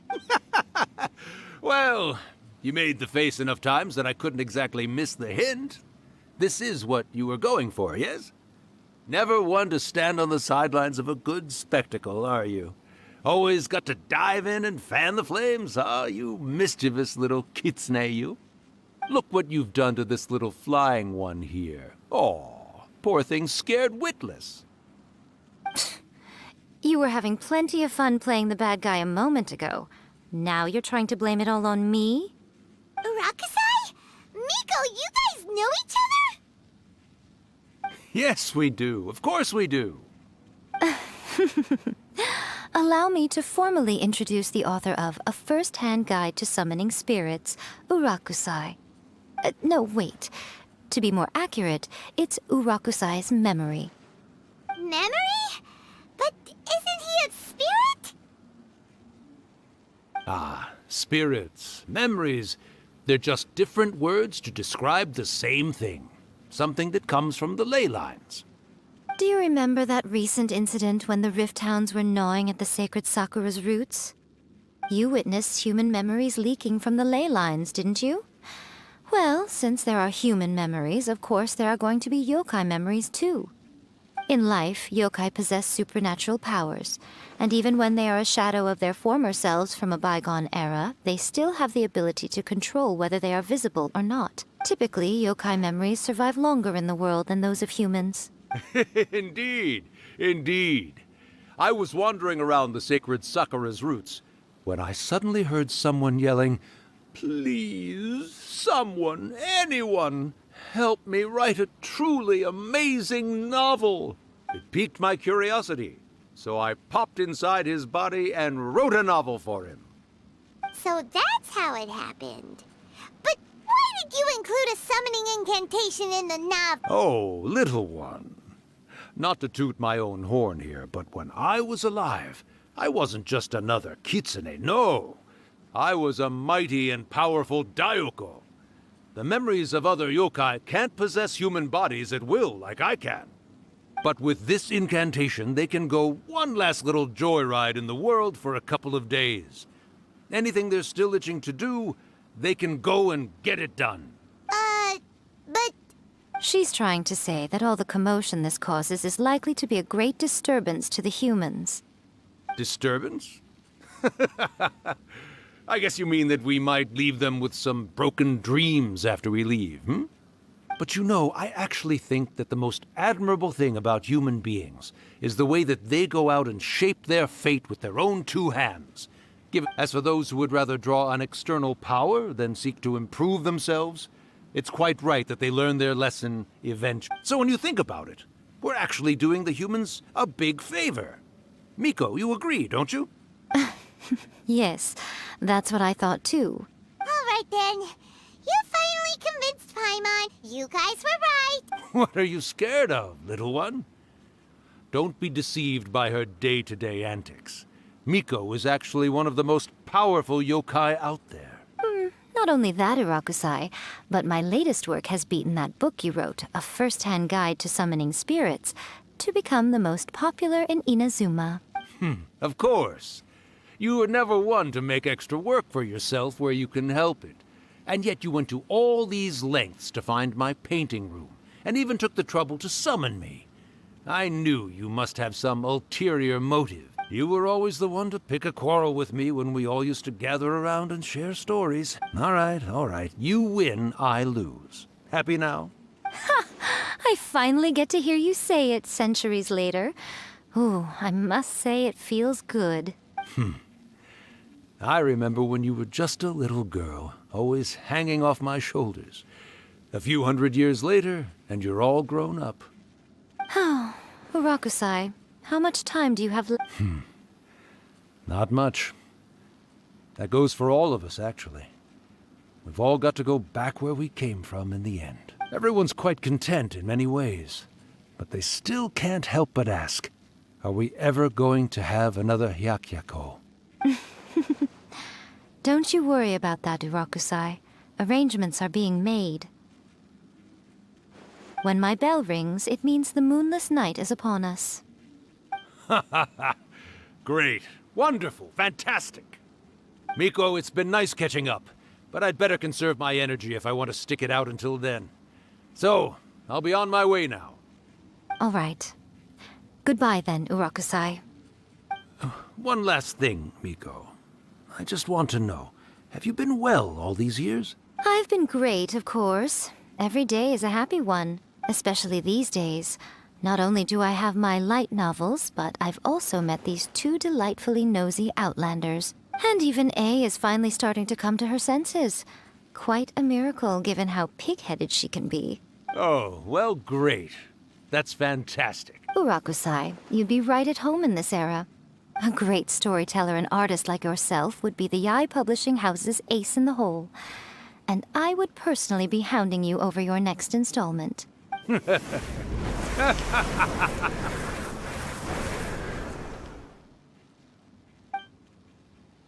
He disappeared. Are you awake? How are you feeling? Are you all there? Here, like last time, repeat after me. Oh, you beat me to it. Looks like your brain is intact. So, your first possession, What was it like?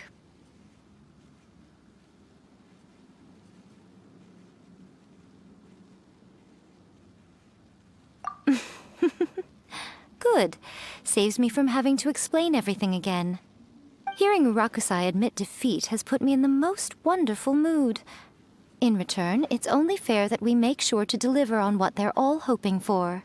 Yes, Though they only represent a tiny proportion of the memories in the ley lines, since you've come this far, why don't you do one last thing for me, hmm? You cannot be serious, Miko! After all that, you still have more errands for us? Huh. You guys teamed up to scare Paimon just now. If you think Paimon's gonna do anything you ask for, think again! Aw, come on. I'm really only asking you to finish what you started. Besides, your paychecks are still in my hands. Paimon's paycheck? Well, there's no way out now. We're in too deep.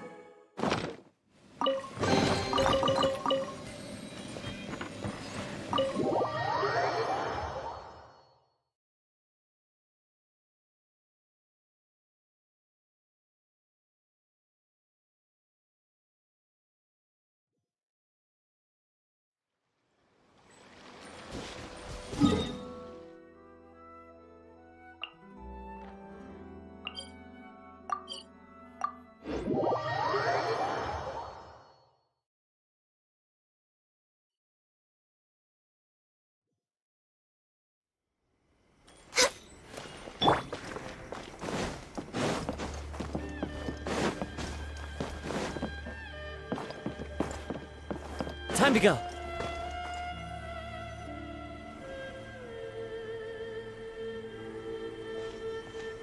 Well, hello there, my little helpers. So nice of you to join me. You're right on time, too. As if we had a choice. We just want our paychecks. So, Miko, what exactly do we have to do to make this Hyakyako happen? Also, to be clear, we actually have no idea what it even means. It might sound ominous, but to put it simply, the Hyakyako is just a gathering of the yokai. Back in the day at yokai gatherings, once everyone had had plenty to drink. But now, the yokai memories that leak from the ley lines are weak. So I will be performing a convocation ritual for them. When the time comes, they will gather in the sky above the Grand Narukami Shrine. All the preparations for the ritual have actually been made well in advance. Oh, yeah! Something about reciting the secret spells of Lady Kitsune. That's the one. Actually, it's not a wish-granting incantation at all. It's a spell to help calm the ley line memories. When that time comes, let's all pitch in and help send them on their way. I will start the ritual preparations shortly, and at that time, I need you to do two things. First, tell the Shrine Maidens to leave the mountain. During the Hyakyako, a whole swarm of yokai memories will be hanging around in the air above the Grand Narukami Shrine. Having the Shrine Maidens leave avoids the bothersome issue of someone potentially getting possessed. After that, I will commence the ritual, and the memories will begin to congregate. This will take some time. I need you at the foot of Mount Yogo during this part to keep an eye on nearby monster activity. The memories are normally dispersed and don't pose a threat. But when their energy is concentrated, it is likely to disturb the monsters. They may see this as an opportunity to try and make it up the mountain. I need you to fend them off so that that doesn't happen. All right, got it. Then what? Well, if at that point you felt like coming to the shrine and getting a close-up view of the yokai, I wouldn't say no. Okay, let's get...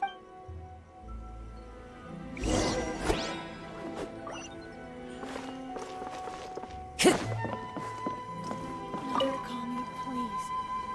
Descend the mountain? Are those Lady Guji's orders? Yep, Miku said the ritual she's gonna perform soon might pose a physical danger to you all. I see. I'll evacuate everyone. We'll be taking care of a couple other things for her. And once we're done with that... It seems like Lady Guji places great trust in you. Lady Guji's never allowed anyone else to be in her presence when she's conducted rituals like this in the past. Thank you for helping with the ritual. And... Don't worry, we're much stronger than we look. Miku's about to start the ritual. Come on, let's go deal with the monsters down the mountain.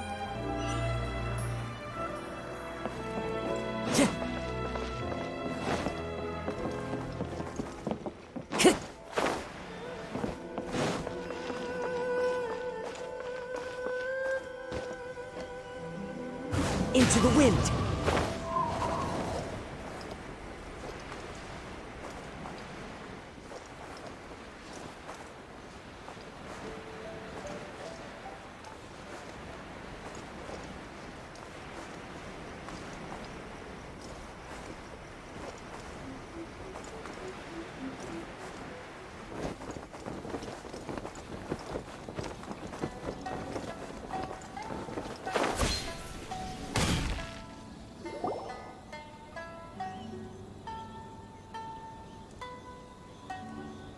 These monsters look really riled up.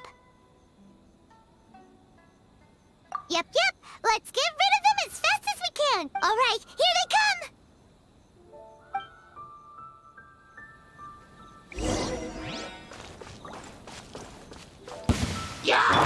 There is no escape. The wind knows me. Access denied. Into the wind. Illusion shattered. Ha! Ha!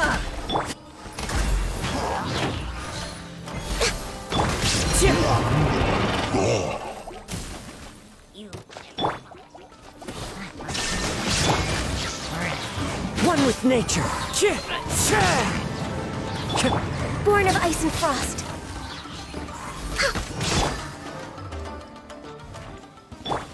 There is no escape! Into the wind!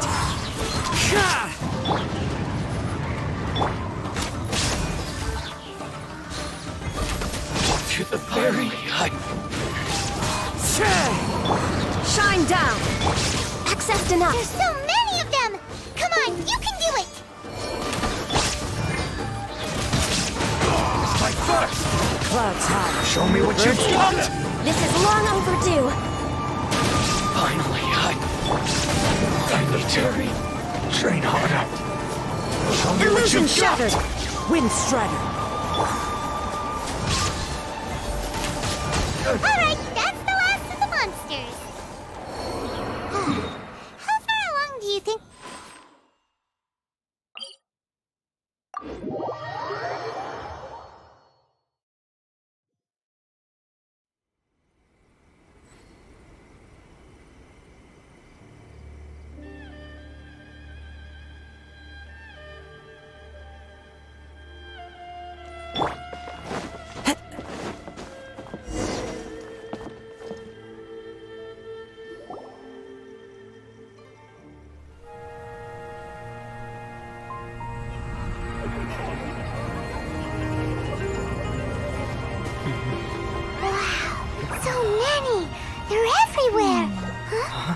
Yes, the memories of the yokai. They haven't been able to relax and soar through the air like this for a long time. Come with me.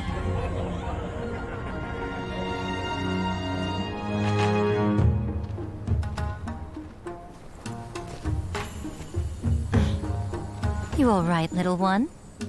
You look a little nervous. It's just, Hyman's never seen anything like this before. Whoa, they've really blocked out the moon!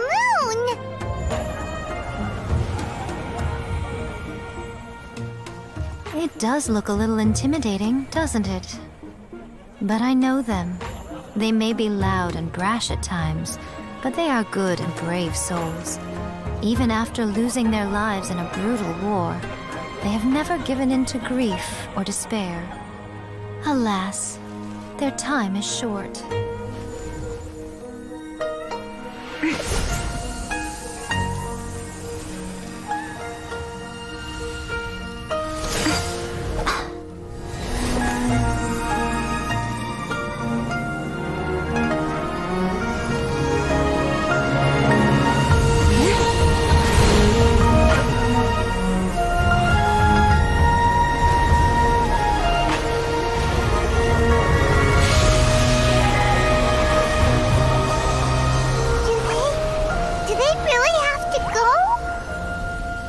It's a feast, and all feasts come to an end. Since you're sorry to see them leave, why don't you do the recital along with me? O Hakushin, cause of this enchantment, in reverence I perform this rite. In reverence, I perform this rite. To be a guiding light.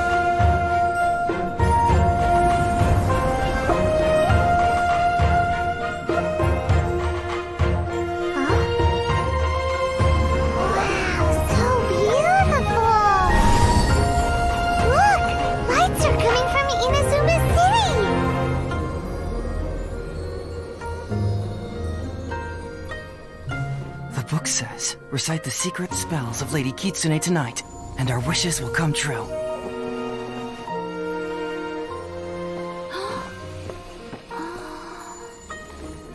O Hakushin, cause of this enchantment. I perform this rite to be a guiding light. Your unrivaled power will be honored eternally.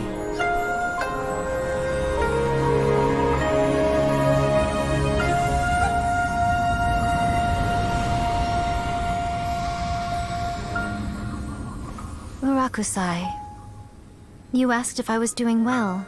Really, every day is a happy day for me. But watching you all leave now, I can't help but feel a little lonely. Just a little, of course.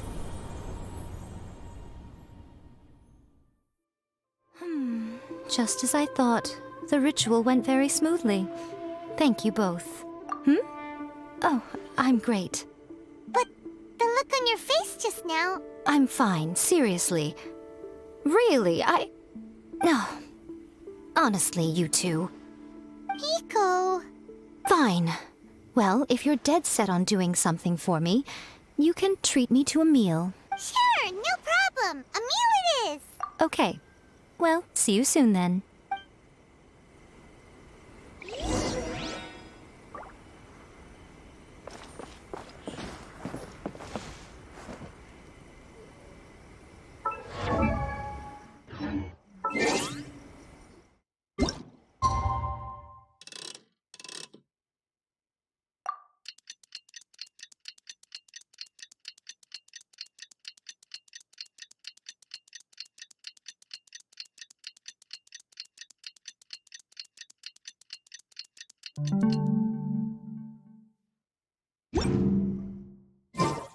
Today is the day we agreed to treat Miko to a meal. The venue is Uyu Restaurant. Let's go!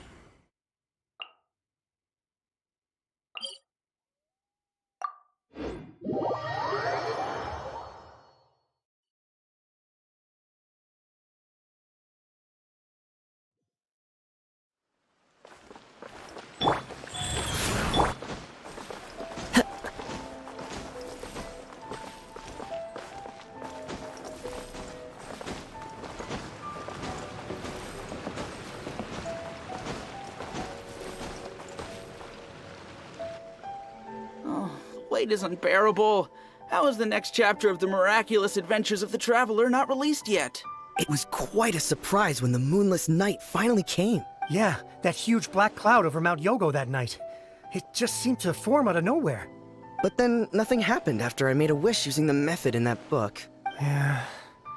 I guess light novels are just fiction after all, huh? That night was definitely the nail in the coffin for the incantations from novels fad. Still, something tells me the miraculous adventures of the Traveler will remain an interesting series for a long time to come. Huh? Paimon can't see Miko anywhere. Guess she's not out here. Maybe she went inside already.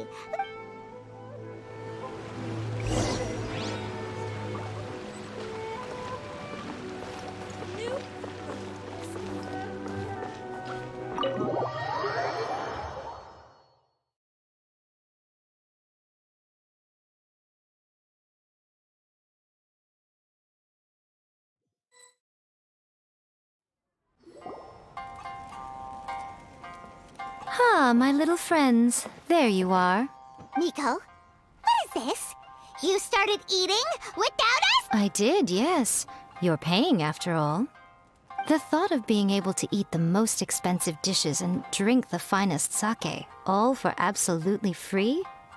Oh, I just couldn't wait any longer. Ah, boss, see these two faces here? Remember them. They're the ones picking up the bill later. Alrighty. What's gotten into you? Come on, sit yourselves down. You have to try this fish. It's found exclusively in the waters around Seirai Island. They shipped it to Inazuma overnight, and it was still alive right up until I ordered it. Or maybe you'd rather try this? I know, I know. I normally can't bring myself to drink sake this expensive either. If you don't drink alcohol, that's fine too. There are all kinds of fruit juices covering the whole price spectrum. Miko! You are outrageous! Last time we were here working on the novel, all you ordered for us was the plainest kushikatsu! Strange. I remember no such thing. Oh, so what? You did offer to treat me to a meal, didn't you? Anyway, I am something of a VIP, you know. Wouldn't you find it embarrassing to treat me anything short of lavishly? Miko, this meal is going to be super expensive! Aren't you afraid we won't be able to afford it? Oh, don't you worry about that. You can most definitely afford it. They're still printing your light novel by the batch, you know. You have quite the generous payment due. What? Oh, darn it! She tricked us into this! Miko was after our Mora from the very beginning!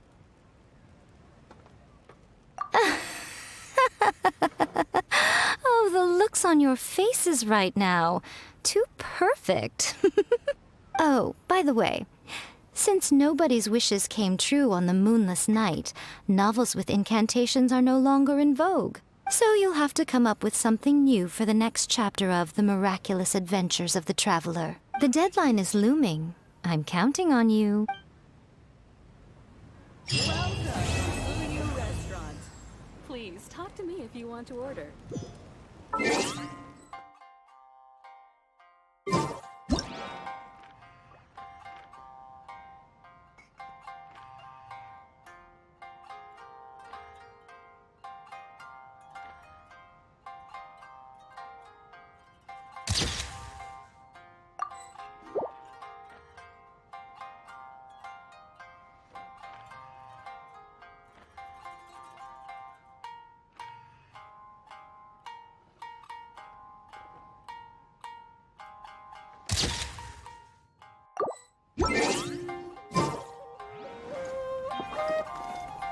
Thank you for the meat. Oh, did I mention? A saw that convocation ritual we performed over the ground. I know she can be pig-headed, but it still took me by surprise when she wrote me a long and sternly worded letter about it, chastising me for taking this whole thing much too far. Ugh, I hardly see what all the fuss is about. Everyone seemed perfectly happy to me.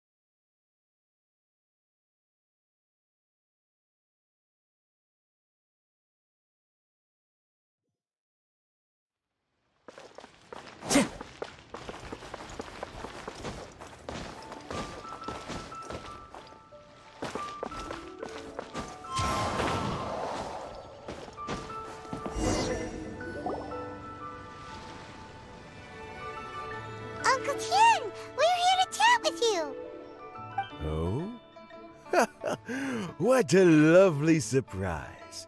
Welcome. Hoishi, why don't you go downstairs and get the shopkeeper to make us a fresh pot of tea?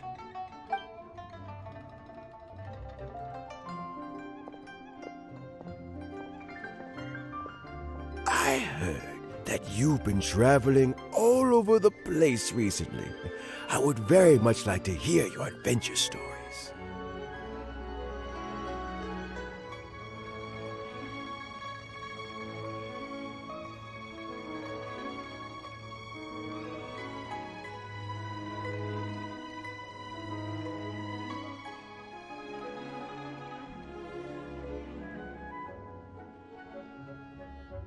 Hoishin told you, didn't she?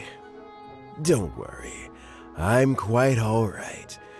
It's just the years gradually catching up with me. As I grow older, I'm starting to find that with many things, though the mind is willing, the flesh is weak. Especially recently, I've noticed a rather drastic drop in my energy levels. I am still very much in good standing as the Tianshu today. Nevertheless, I wish to pass on the position before my mental acuity begins to decline beyond redemption. How difficult is it to transfer the Tianshu position? Oh, well, you see, the Tianshu is a rather unique position among the Liyue Qixing. Historically speaking, the Tianshu rarely appears in public. We stay behind the scenes, planning and giving advice. So a public selection process would not be. We also want to keep any prospective Tianshu candidate. For these reasons, the incumbent Tianshu typically So in other words, you pick someone, and then Lady Keqing, Lady Ningguang, and the other Qixing appoint them? Correct. Unfortunately, due to my health, I won't be able to assess every candidate myself. Not to despair, however, because I found someone exceptionally capable to act on my behalf as assessment officer. In fact, I believe you recently became acquainted. Oh? Who is it? I'm heartbroken. I thought it might take you a little longer than this to forget all about me. It's Yelan!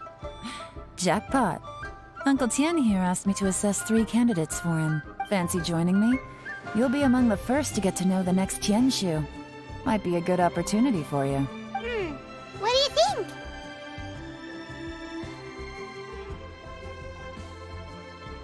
Paimon thinks so too. It can't be a bad thing to be on good terms with a new Qixing, right? Alright then. Though, I gotta say, Uncle Tian, you say you're into behind-the-scenes planning? My work's of the covert variety too. Don't you think I might make a good Tianshu? Huh? Yelan, you want to be the next Tianshu? I'm not opposed to the idea, but I suspect Ningguang wouldn't let you go very easily after how long you've been working together. So, how about this? If your investigation reveals that none of the other candidates are qualified for the position, I'll recommend you for the job. Deal. Well, you guys take your time. Everything's all set for the assessments to go ahead. Meet me on the first floor when you're ready. Until then, have a pleasant conversation. Oh, and no need to pay for your tea. As the new owner of this fine establishment, this runs on the house.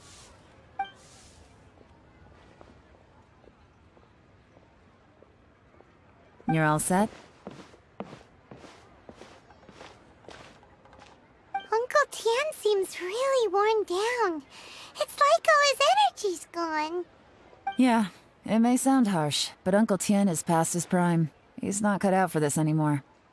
So he's recommended 3 candidates. Their names are Qinwei, Mingbo, and Zhi. Qinwei is a wealthy entrepreneur. Mingbo works at the Liyue Ministry of Civil Affairs, and Zhi is focused on study and travel. Try to keep all that in mind. Of course, it doesn't really matter if you forget, since we'll be assessing them at Yuehai Pavilion in a short while. Qianwei, Mingbo, Qiyi.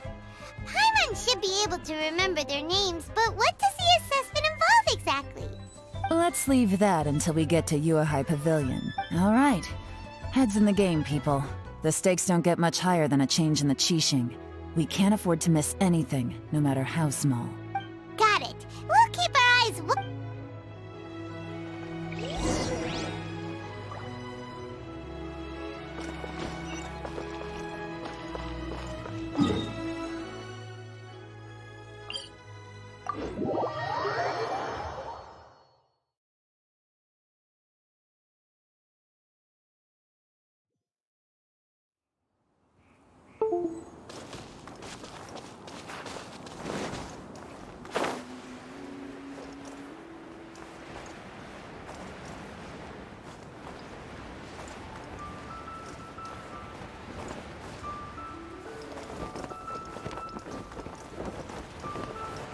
Never again. My legs are getting sore.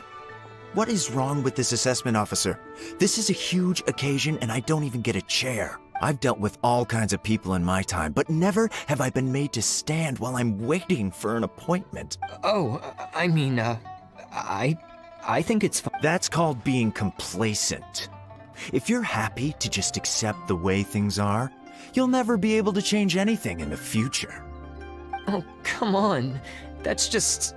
Now you're just... being unreasonable. All right, you two. Let's not get into a big argument over this. It's not worth it. Qianwei, that was a bit uncalled for. And Mingbo, cut him some slack. We've all been standing around for a while. It's natural to be getting irritable. Look, how about this? There's no rule saying we're obliged to stand up while we wait, so why don't we borrow some chairs from the guild nearby? Fine. They're not the best quality chairs, to be sure. But under the circumstances, it would be better than nothing. It looks like all 3 candidates have arrived. We'll meet them formally soon. Before that, let me run you through the assessment process. I've split it into 2 stages: current affairs and planning, and face-to-face interview. In the first stage, candidates are required to submit a manifesto for Liyue's development. In the second stage, we will ask them some questions in person. Writing a manifesto takes time, so I informed them of this requirement in advance. These are the reports they submitted. Wow. One of them is really thick. It's also worth mentioning a stipulation I gave them. Whoever is appointed as the new Tianshu will be expected to implement their plan as put forward in their manifesto. Failing the occurrence of some cataclysmic event, they will not be permitted to change their plan. Therefore, these 3 piles of documents in front of us represent where each candidate stands on key policy issues. There's still some time. Have a skim through, get a first impression of what each person's proposing. I'll be waiting off to the side. Just let me know when you're done.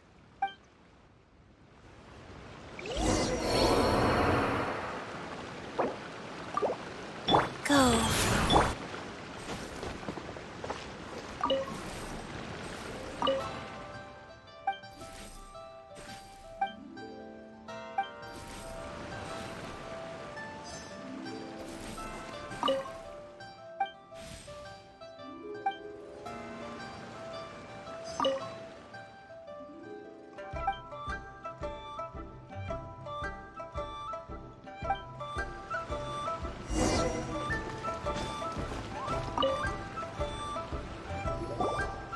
Finished, huh?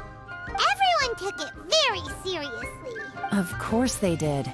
They have the chance to be picked as the new Tianshu, so you can bet they're putting their best foot forward. And keep in mind, whoever gets in has to execute their plan as written. Nobody wants to have any regrets.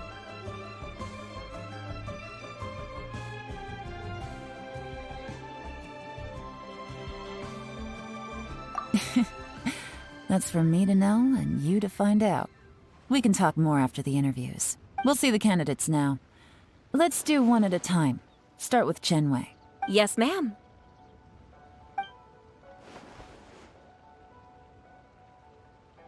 Oh? So you two are the assessment officers, are you? I had assumed that given the great import of this situation, Lady Ningguang would perhaps be assessing us in person. I certainly hadn't imagined I'd be seeing two entirely unfamiliar faces. I trust you've read through my manifesto? I'd be more than happy to clarify any details you found difficult to grasp. It was written with an expert audience in mind, after all. Mind your tone, mister! Relax. It wasn't intended as a personal slight against anyone in particular. I was simply stating a fact. Cloud Retainer? You know this Adeptus? Oh, yes, I remember now. You must be the traveler that people are constantly talking about. With your sterling reputation, you must have a respectable level of erudition.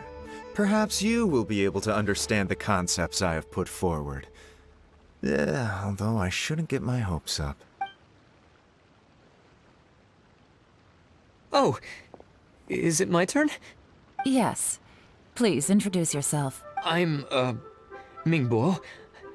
I work in the Ministry of Civil Affairs. I've worked there for, 9 years, 5 months, and 3 days. In that time, I've handled, 2,347 cases. I have 12 active cases at the moment.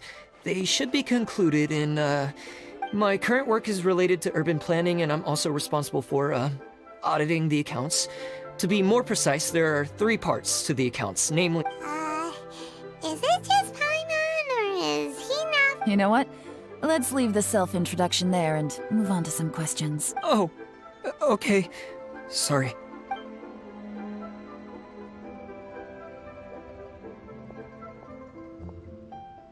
Hello.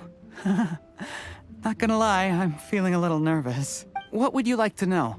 You're here to assess me, so ask away and I'll answer your questions to the best of my ability. Your manifesto is very wide in its scope, but you don't seem to be personally involved in many of the specific fields.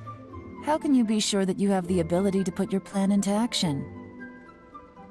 Very fair question. I completely understand where you're coming from. But I'm confident in my plan. I've visited many different places, talked to lots of people with far more expertise than myself, and my manifesto is the conclusion of these efforts. Of course, 2 different problems can be interconnected in very complicated ways, and you might reach 2 very contradictory conclusions depending on which one you're focusing on.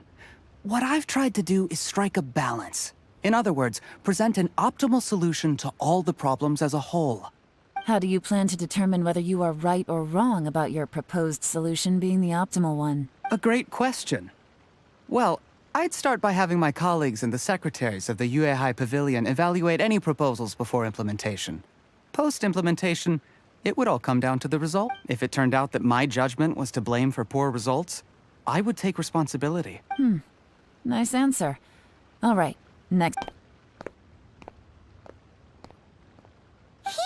Like a great guy. Everything he said was... Here's my take on what we just learned. As you saw, Qianwei is highly knowledgeable. He proposes many excellent ideas in his manifesto which effectively target the big issues. But he is very proud and incredibly stubborn. He doesn't care much about other people's feelings. Mingbo's plan is more thorough and more measured. You can tell he's meticulous in his work, very detail-oriented. But he and Qianwei are otherwise polar opposites. Mingbo is not very articulate and comes across as very timid in conversation. Perfect summary! Paimon couldn't agree more! You're good at this, Yuan. Last but not least, Zhi. His manifesto is full of pertinent details, his methodology is sound, and his proposals cover a broad range of fields, which is quite a rare feat. The depth he goes into in each and every area means it can only be a product of painstaking work. Plus, he is modest and good at dealing with people. But what really interests me is that many of his views happen to coincide with Uncle Tien's. Having someone like Zhi take the position would certainly put Uncle Tien's mind at rest. Great! We'll see. Let's go back and report to Uncle Tien.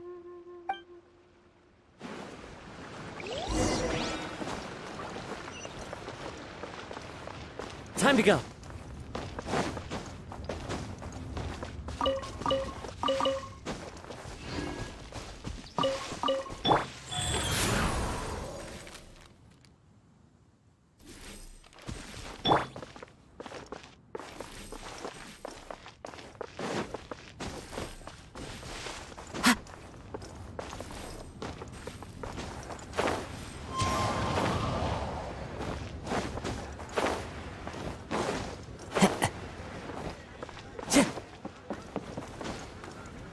Follow the wind.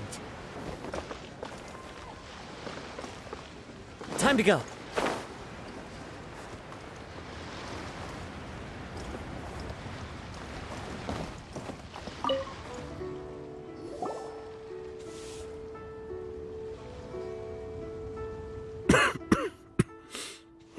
I see.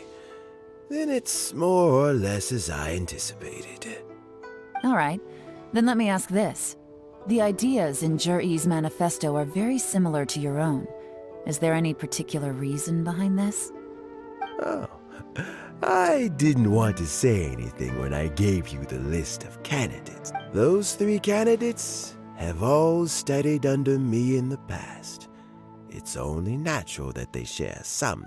But Xian Wei went on to focus on his business, and Ming Bo has always been occupied with his work at the Ministry of Civil Affairs. Of all of them, Juri was with me for the longest duration. Whoa! So how did you get to know them all, Uncle T? Xian Wei was referred to me by an old friend. Ming Bo came to my attention in the course. We first met while Juri came from a... He reminded me of a younger version of myself. So I started out giving him a few words of advice when we were out fishing and noticed how quickly he got on. Quite. And now, all of a sudden, the young are growing up and... I don't know, Uncle Tian. You still seem in pretty good shape to me. You might have another few years of work left in you, don't you think? Oh, you. There's really no need to console me. Sounds like you sure look... Ooh, there's nothing quite like fishing to pass the time. Ooh, and... Fresh fish soup. Doesn't it? Also, some time ago, when we've been fishing recently, Juri always brings some extra. That flavor makes for a fond memory. But at my age, who knows how many more chances I have left to take. Oh, can Paimon come next time too? Paimon really wants to try it. Let's get back to the matter at hand. Uncle Tian, we've reported back. Do you have a verdict? I appointed you as the assessment officer, and I trust your judgment. Had you not asked me why Juri's ideas were so similar to mine, I was not going to mention my history with any of them. This decision must be guided by what is fair and right. Please disregard all other considerations and remember, you must be thorough. Understood. Come on, let's go. Bye-bye, Uncle Tian. So, it's gonna be Juri, right? His manifesto was written well, and he's the best speaker. Easy. Let's not rush. There's no time limit for this assessment. Huh? So, are you gonna give them more tests or something? No, nothing like that. The assessment itself is complete. But let me give you a word of advice. The biggest no-no in intelligence work is to only get information from the person of interest themselves. The truth is almost always hidden beneath men. For example, Wenyuan, Shanghua. Yes? Lady Yelan, what are your orders? Ugh! Who are they? Where did they come from? Did they scare you? These two are Wenyuan and Shanghua. They work for me. As my trusted assistants, they are always standing guard nearby. They also perform various assignments as required. Shanghua is a business expert who gets his information by trading. Wenyuan relies on word of mouth. And there's also Upei, who's not here right now. That meathead must have been out there on sea surveillance for some time now. Is he all right? I seem to remember that he can't swim. Nothing can take that guy down. Certainly not a little wind and wave. Shanghua, visit all the commerce guilds and look into Qianwei's background. Wenyuan, go to the Ministry of Civil Affairs and look through Mingbo's work files. Yes, ma'am. So what about Juri? Jur-E. Well, obviously, as the most promising candidate, we will be investigating. Let's go to the docks first. Lots of people passing through there. You can find out all kinds of things. If we're looking for information, why don't we try talking to Bulai. The owner, he does business at the North Wharf. That's actually not a bad idea.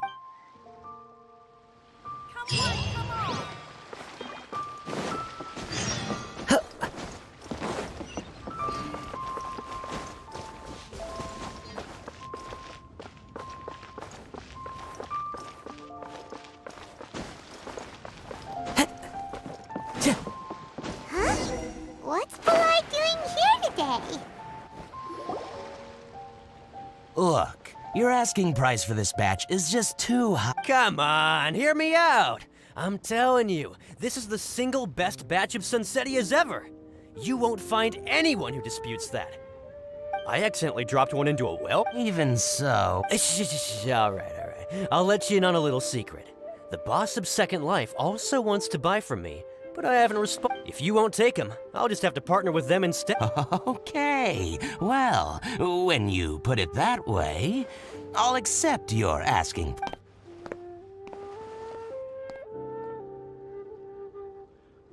Oh, what are you doing here? And to be clear, these Sunsettias are mine. I got to them first. Don't get any ideas. Actually, we want to ask you about a guy called... Juri? Yes, I've heard a story about him.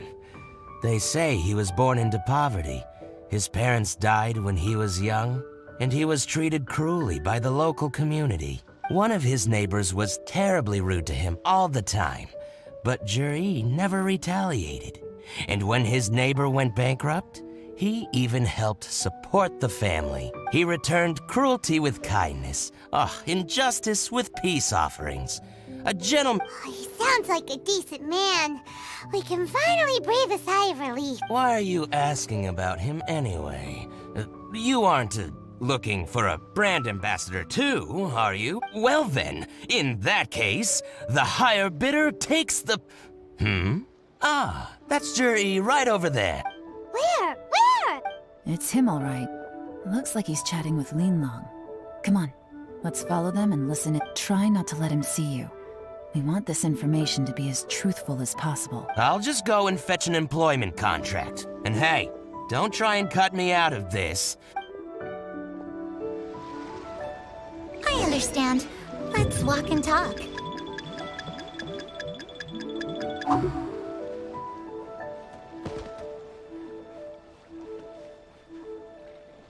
So, you were looking to buy a wineware set? Oh, now I can see that you're a connoisseur, so I won't bother trying to con you.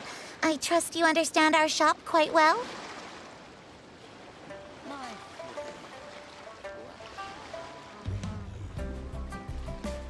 The truth is, an old friend of mine, who likes to have a drink now and then, he fancies himself as a man of culture, but doesn't care for needless extravagance. So I thought I might buy him a set of high-quality fakes. How very thoughtful of you.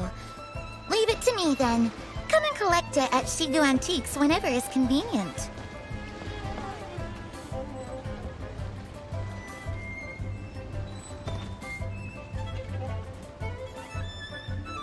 Thank you very much, Miss Lin Long. It's my pleasure, Mr. Juri. These days, it's quite rare for someone of your standing to still keep up with their old friends. It's nice to see. I'll be sure to pick out a good set for you. You can count on me.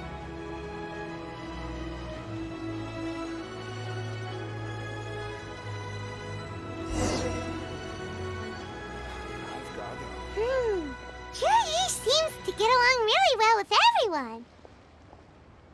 Are you satisfied now, Yelan? Seems like everyone thinks Juri's a great guy. We shouldn't jump to conclusions just yet. Let's go check out the wharf where he usually goes fishing. Do we have to? Wait, you're not just trying to dig up some dirt on Juri because you want to be Tianchu yourself, are you? Maybe I am. Maybe I'm not. But hey, if I do become Tianshu, I'll look out for you guys. You'll be able to try all the finest food for free. How does that sound? We will? Well, come on! Off to the South Wharf we go!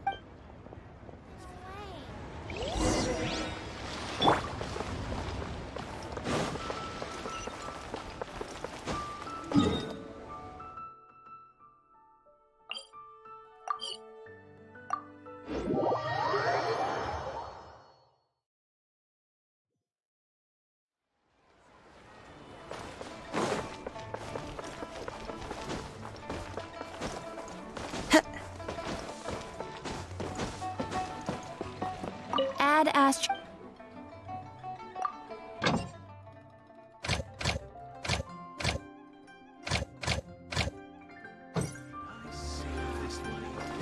Time to go.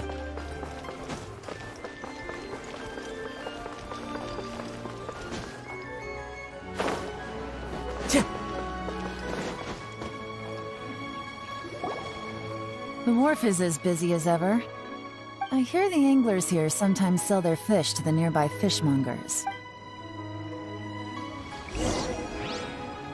Time to go. Welcome. What would you like to buy today? Sorry to interrupt. We're actually members of the, Liyue Anglers Association. And we've heard about this young man called Zhi, who's supposed to be a fantastic fisherman. Whoa! Yelan made up a whole fake identity. Ah, yes, Juri. He's been making quite a name for himself recently. I've got some friends who travel all over the place, and they tell me everywhere they go they meet someone who's heard of him. Apparently, he had a rather tough time growing up. Had to work several jobs alongside his studies to make ends meet. How does that saying go? What doesn't kill you makes you stronger.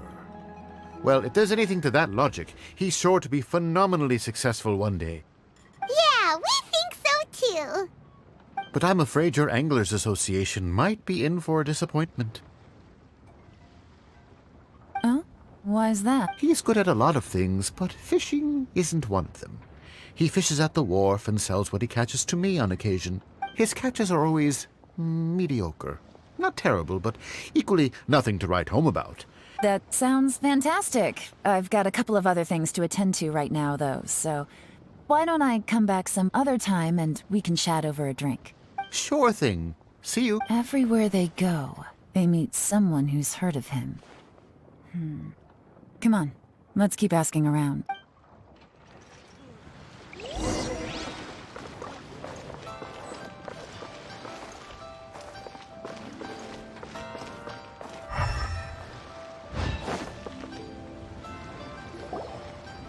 Here to buy some fish? It's 300 for one or 3 for 1,000. You better hurry. When they're gone, they're gone. Hello, we're from the Society for Fish Price Research. We'd just like to ask a few questions. Wow, Society for Fish Price Research? Please, don't worry. We're just here to conduct a simple survey. We've heard about a certain Zhi who's been selling fresh fish at low prices in this area recently.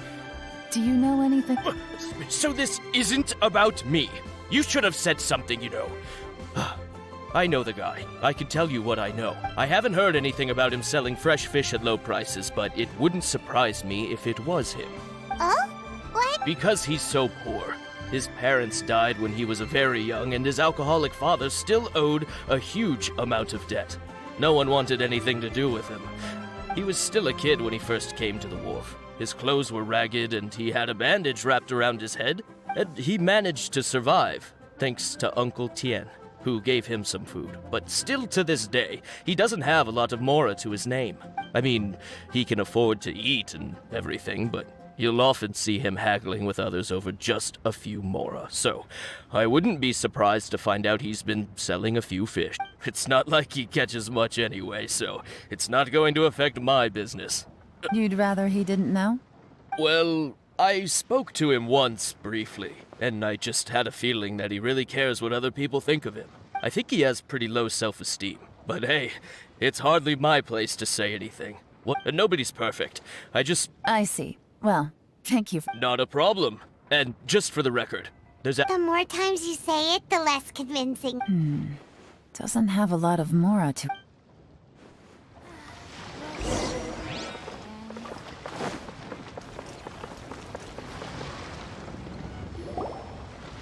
Hey, it's you guys!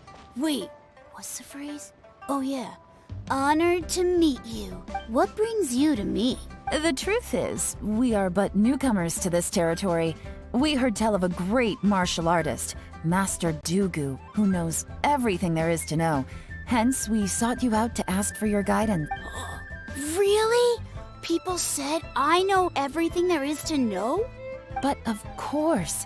We also heard that Master Dooku is a kind and virtuous swordsman. Great!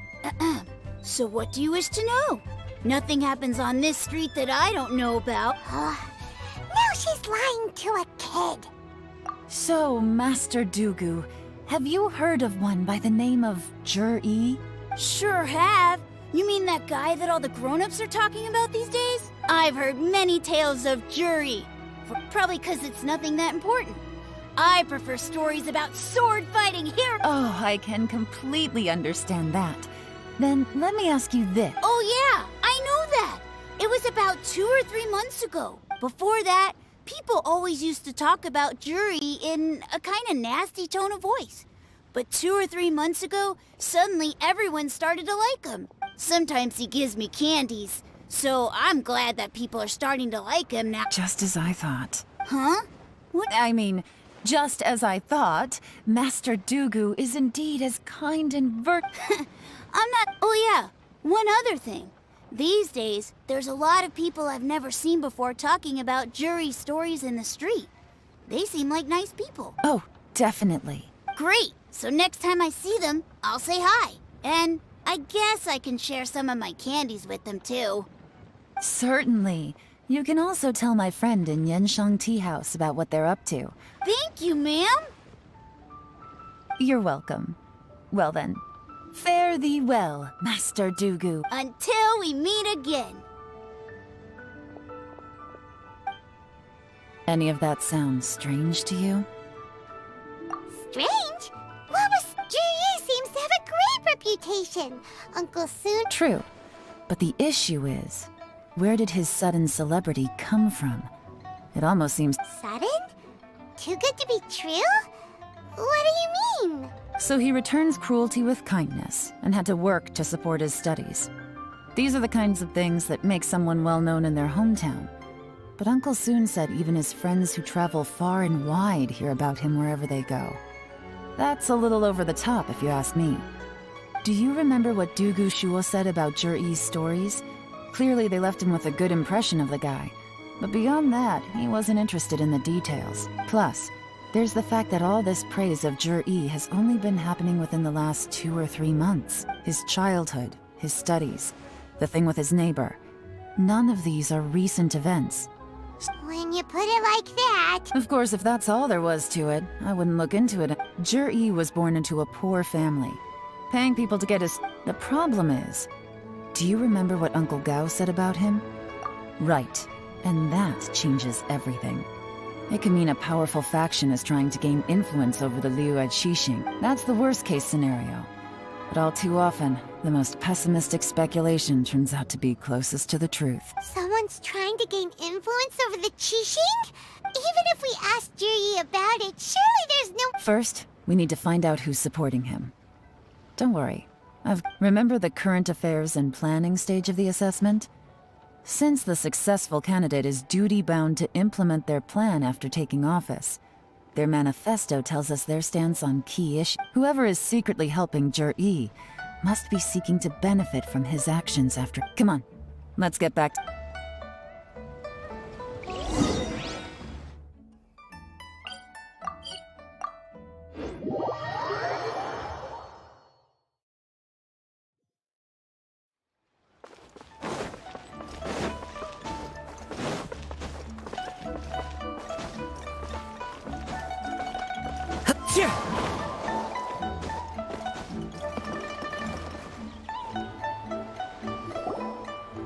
Jur-E's manifesto covers a huge range of topics. I'll divide the reports into 2 piles. You take one, I'll take the... Officially, the assessment is already over, and I'll be expected to announce the results before long. Yikes! We better... Whatever else Uncle Tien might think of Jur-E, the fact remains that he's one of his favorite... Any evidence he's left is not going to be immediately on...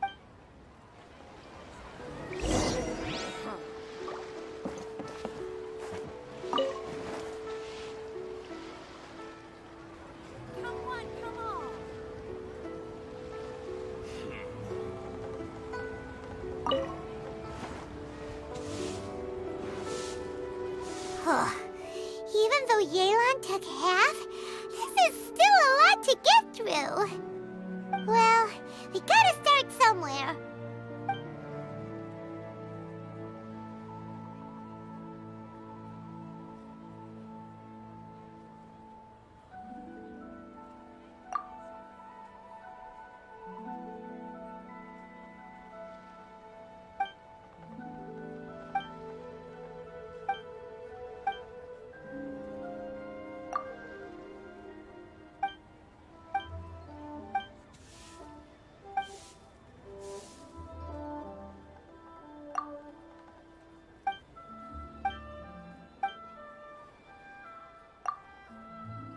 Oh, this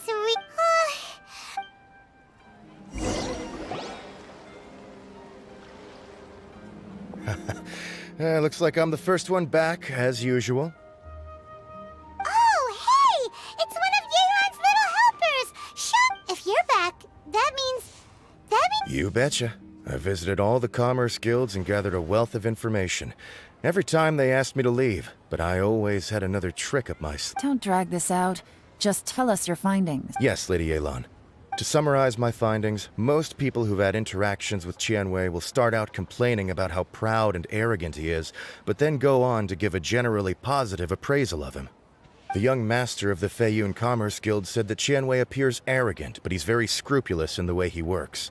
Once he signs a contract with somebody, he treats them fairly regardless of their background. Who'd have thought? Is it possible that his reputation is fake? Is there any way you can check the accounts of the businesses under his name? In theory, that should be very difficult. But here's the thing. I asked around and found out that almost all of Qianwei's accounts are open to the public. Where he buys from and sells to should be confidential business information, but he doesn't seem interested in protecting it at all. Qianwei often sees business opportunities that others don't, but once he's made enough mora off of it, it's like he gets sick of it and releases all of his trade secrets. It's like he wants people to know that they still can't beat him, even if he shares all of his secrets. The fact that someone like that can still make mora is pretty infuriating when you think about it. What a strange guy. It's like he's not doing business to make mora. To validate his theories. No wonder his manifesto contains so many insights. It's all the result of his first-hand experimentation. I'm back! Huh? Why do you think?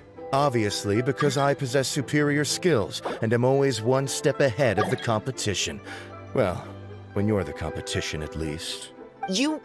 Ugh, whatever. I'm not getting into an argument with you. Lady Yelan, I have finished investigating Mingbo. Well, we're all ears. The Ministry of Civil Affairs says that Mingbo struggles to get his words out when he gets nervous, especially when he's chatting with strangers. But after a few days of getting to know him, you can pretty much have a normal conversation with him. On the whole, the feedback from the Ministry of Civil Affairs was very positive. He always considers the things that everyone else overlooks. In your opinion, was the Ministry of Civil Affairs' appraisal of Mingbo at all exaggerated? I don't believe so. Mingbo is someone who has slowly but surely earned the reputation he has today. According to Miss Yu, the ministry often gets Mingbo to take a final look at projects before they're implemented. People feel much more confident in something if it has his stamp of approval. Oh, and also, there was once someone in the ministry who was lying and cheating to try to advance their career. Mingbo gave them the scolding of a lifetime. Apparently, he can be terrifying when he loses his temper. I haven't seen it for myself, though. Whoa, that's hard. Like I said before, things are not always as they appear. Ah, so that's what you meant by that. Paimon stuck. Thank you both. You're free to go now. So, have you finished reading the manifesto? Still.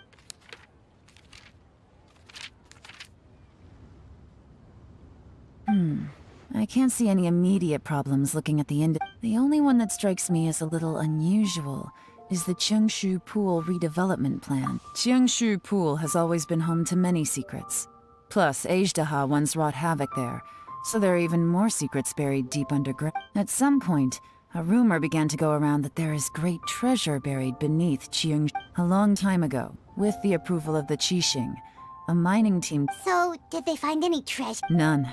The ruin was completely impenetrable. The only way they could have gotten through the solid rock would have been by blowing it open with a special kind of explosive. The technology wasn't mature enough at that time, so the excavation project was shut down and the treasure became... Zhi-Yi's manifesto focuses on solving problems, and this treasure hunt seems extremely risky. Still, this one fact alone doesn't tell us much. Everyone wants to get their hands on this treasure. Did you find anything? Excavation? Project? Treasure? Did we read anything similar in our half of the Oh yeah! Juri said the Blackcliff Forge workers should get right of first refusal if any suitable projects come. Did he now? Well, that makes everything much clearer. So Jur-E wants the... Does that mean the Blackcliff Forge is Juri's? No, not likely. I've looked into the Blackcliff Forge before. They aren't involved with any powerful factions at present. They do possess some specialized explosives, but it would seem more trouble than it's worth to put so many resources into a risky Still, since the clues are pointing toward the Blackcliff Forge... Qianwei and Mingbo...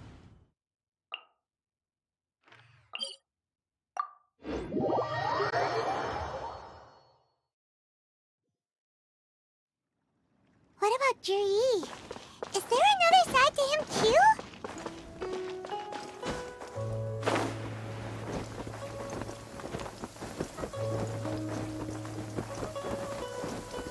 Taking a stroll. This is the Blackcliff Forge.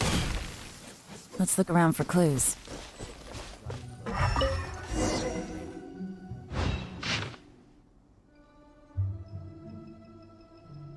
What's this? From the back, it looks like a ledger. But it seems they also use it as a site log. We don't know who wrote it, but it's interesting, don't you? You think they're suspicious? Yes.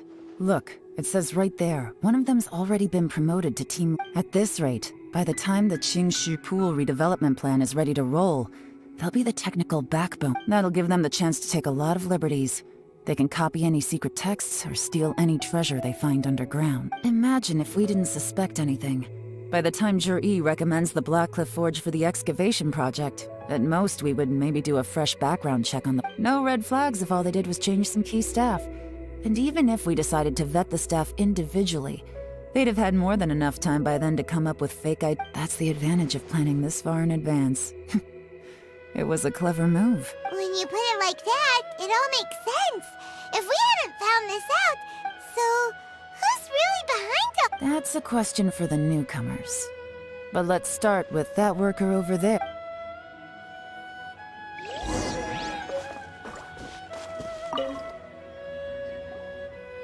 Excuse us.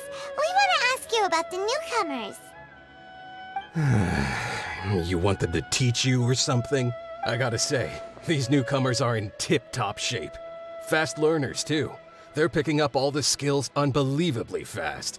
My only complaint is that they're always going out drinking at night.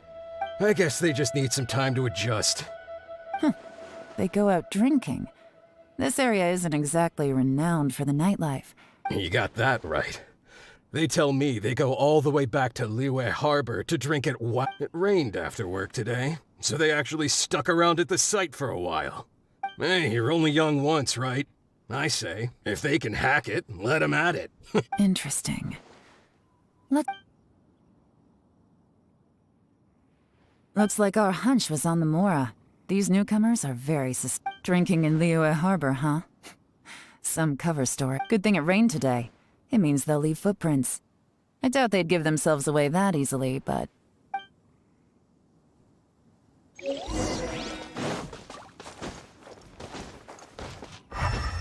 went that way! Hurry, we gotta catch up!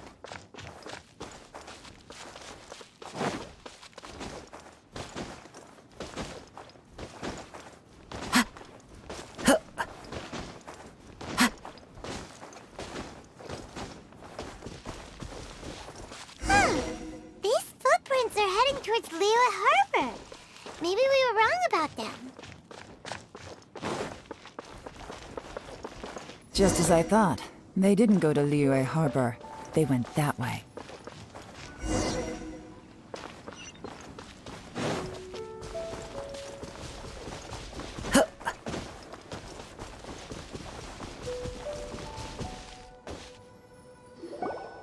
The footprints stop here.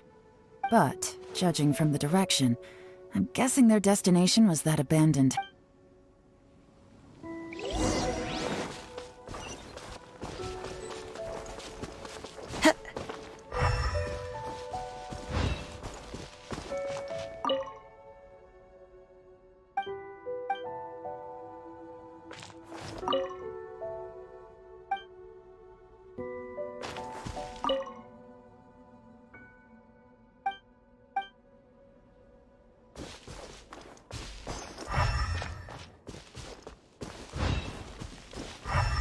Time to go.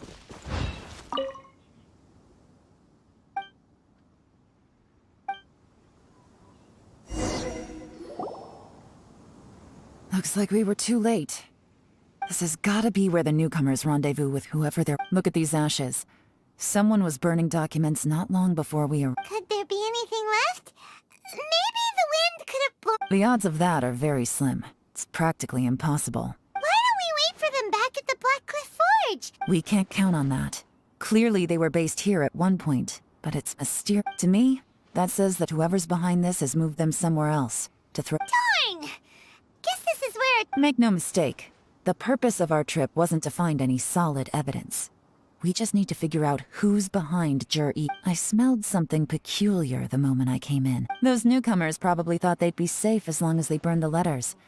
But what they failed to consider is that paper and ink from different regions produce different odors when they're burned. Really? Paimon can't smell anything. Do you smell— There is a certain place with a freezing cold climate where there's nothing but ice as far as the eye can see.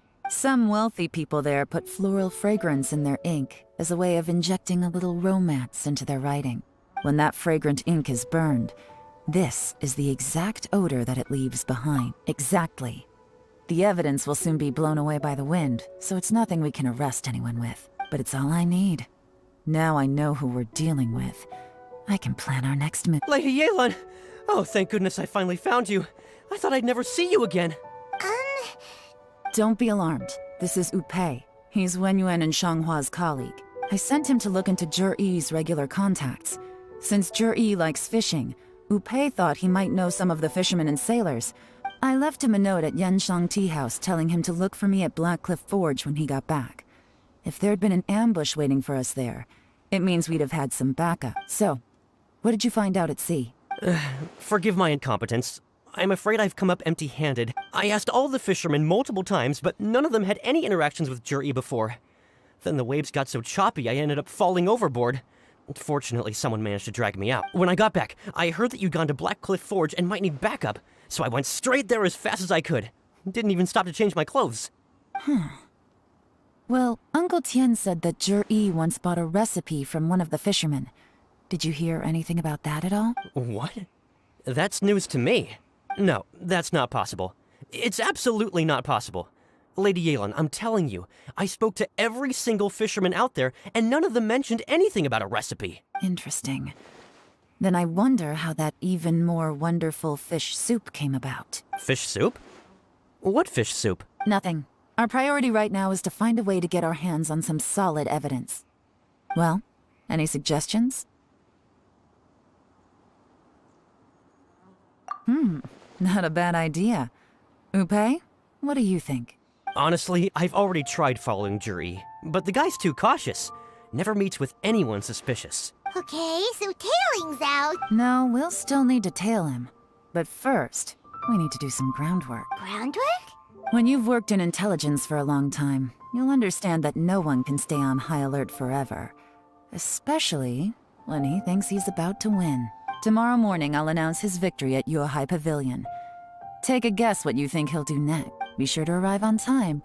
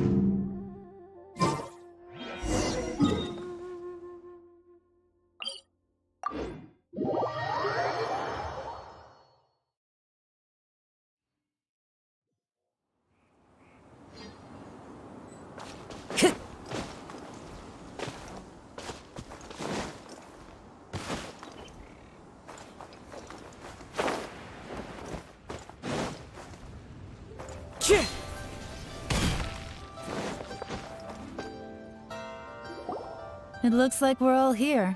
Well then, time for me. I won't drone on about the importance of the Tianshu role. Suffice to say that Uncle Tien entrusted me with the monumentally important task of assessing the candidates. And now, it falls to me to give him a satisfactory... All of us here know the score. Don't beat around the bush, just get on with it. Qianwei has many pioneering ideas, but some of his plans are lacking in detail, and he easily gets into testy exchanges with other... Mingbo is reliable, but not quite ambitious enough, and because of his personality, he struggles to win people over. In contrast, Zhi is evenly balanced across the board, and enjoys an excellent reputation in Liyue after much consideration. I have decided to recommend Zhi to the Liyue Qixing. What? Oh, congratulations. Thank you. Honestly, I'm a little surprised to hear my name being announced. In my estimation, all three of us are worthy candidates for the Would either of you entertain the possibility of working with me in the future? And taking on some of my workload? I'll have to see. I'm in a bad mood. This is the last thing I want to be thinking about right now. I don't mind, as long as I can help. Okay, well, that's all from me. Zhi, you'll have some preparation to do. It won't be long before you're informed of your official appointment. I hope you will work hard and make Uncle Tian proud. I will live up to the Tianshu name. On this, you have my word. I should go. I need to pack my things, and then I think a celebratory meal is in order. Would anyone— Count me out. I'm not in the mood for a celebration. Zhi seems pretty relaxed now. Hey, traveler, tell me something. What exactly does that guy have that I— If you can't answer that, I'm not accepting this result. I, also wouldn't mind no— Oh no, if we get stuck here, we won't— Follow him. Yes, ma'am.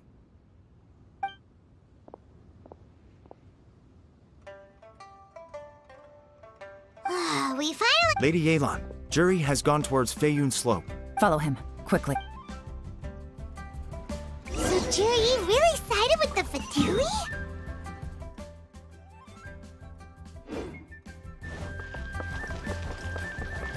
But Uncle Tian thinks so highly of him.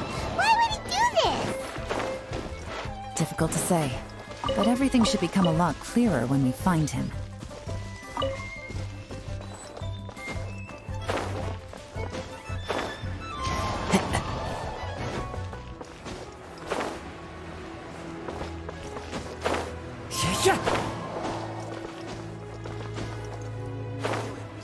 Surely prevail in this year's Masterful Chefs.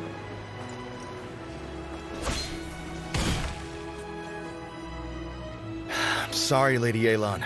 We lost him. He's too good at this. We weren't able to keep following him without being seen. How the heck did he manage to shake Yelan's sport? I guess Zhi didn't let his guard down. No, Upei says he's much more relaxed than usual. Maybe it's just how he's wired. Perceptive enough to sense when he's being watched. Don't blame yourselves. Let's not forget he was trained by Uncle Tian himself. Evading detection is not an unusual skill for him. If I'd asked you to tail Uncle Tian, you'd have ended up at a dead end too. It's fine. So, Xinyue Kiosk. He only went in briefly. Upei and I were watching outside the whole time. A few moments later, a man dressed in a completely different outfit came out. Upei had a feeling that it was him, but we couldn't get close enough to check without blowing our cover. I figured that if we spooked him, it would undo what we've accomplished today so far. Another option would have been to arrest him there and then, but without any evidence, that would have been meaningless. So I stopped Upei, and I stayed here to wait for you while that meathead went to ask around in Xinyue. good work. The fish didn't take the bait, but that's okay. As long as he's still swimming around, we'll find a way to catch him eventually. The key is figuring... Let's go to Xinyue Kiosk.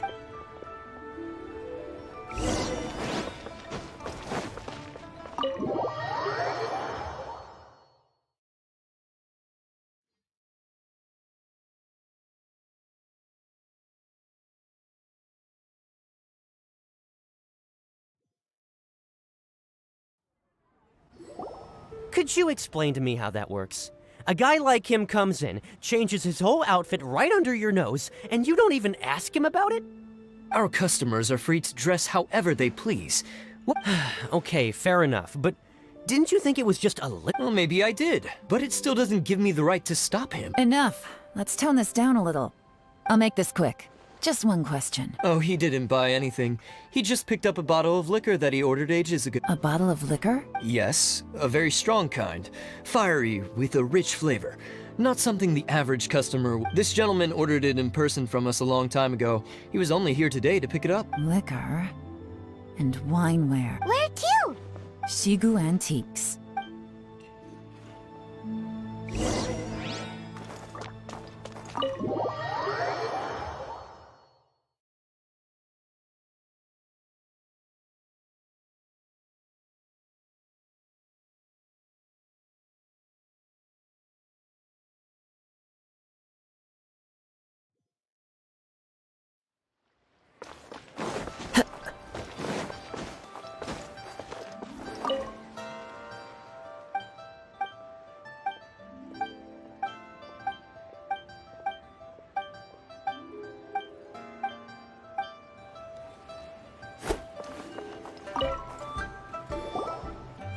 Hey, Miss Lin Long. Sorry to bother you. We're friends of his. He's been telling us how impressed he is with the quality, considering how affordable it was. So... Sure. Which model are you looking for? We don't really know a whole lot about wineware. Let's just go with Jur-E picked up his set not long ago. As a quality imitation of an antique wineware set, it has the look and feel of a luxury item. Just so you're aware, we don't have many of this model left in stock. And now that Mr. Jur-E has taken one, I'm afraid it may encourage the price to go. Don't worry. Price shouldn't be an issue. I'm sure we can work something out. But I'm just a little hazy on one thing. For this set, the wine glasses are sold separately. Minimum purchase is 1 glass, maximum is 4. Okay. Thanks, Lin Long. Seems there's a little more to buying wineware than I first thought. Well, don't take too long. We could sell out any day now. This is turning into a real headache. I'd just like to point out that we have the self-professed Grand Master of Fieldwork here to thank for being wholly incapable of tailing an ordinary civilian without being seen. It's not like you did any better. My specialty is information trading, okay? I don't have the physical agility. What's your... Yelan. Oh, if we can't figure out where Jur-E went, there's not much we can do. If so, it's no ordinary celebration. What do you mean? First of all, Jur-E isn't much of a drinker. On some level, he hates alcohol because of what it did to his father. If he was just looking to celebrate by himself, he wouldn't spend his meager savings on an expensive bottle of alcohol. No, this is a victory feast. Held in honor of Jur-E's private sponsor. Whoever this person is clearly enjoys hard liquor and has a very high status. Hence the need for expensive-looking wineware. Now, where might we find Fatui who match that? Fatui officials. Should be either the Snezhnayan Embassy or the Northland Bank. Have both locations surrounded. Take as many people as you need. Lady Yelan, is it time for us to make our move? If so, you can count— Get with the program, would you? This is a covert surveillance operation. Jur-E may be vigilant, but that doesn't mean the same is true for his drinking buddy. In which case, we don't need to change tactics. Just change who we're following. Great idea! So we just need to find out who Jur-E bought. But Lady Yelan, if we get caught, this could become a major diplomatic incident. I'm well aware, but don't you see? Jur-E is gambling everything on this. If we really want to catch him, we're going to have to accept a little risk ourselves. Stick to your orders. And make sure we're covering all other bases, too. Anywhere else Jur-E might be going. I want eyes on those locations. Yes, ma'am. Don't worry, Lady Yelan. Jur-E may be a slippery character, but we'll keep a close watch on the... I'll be waiting for you at the tea house. If I'm guessing correctly, Fatui officials are likely to take action at night. You should go and get ready. Then...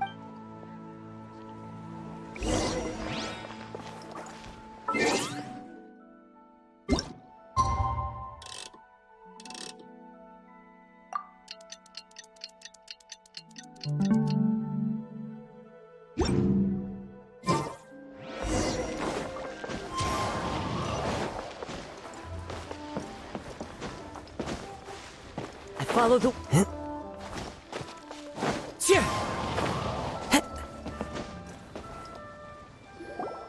Perfect timing. Wenyuan just sent word that the Fatui ambassador, Yusupov, just left the embassy alone. He's heading in the direction of Qingshu Pool. Qingshu Pool? It looks like that's where they've arranged to meet. Sensible choice. Qingshu Pool is always crawling with monsters. Most people wouldn't dream of going there. Oh no, Let's go. If my hunch is correct.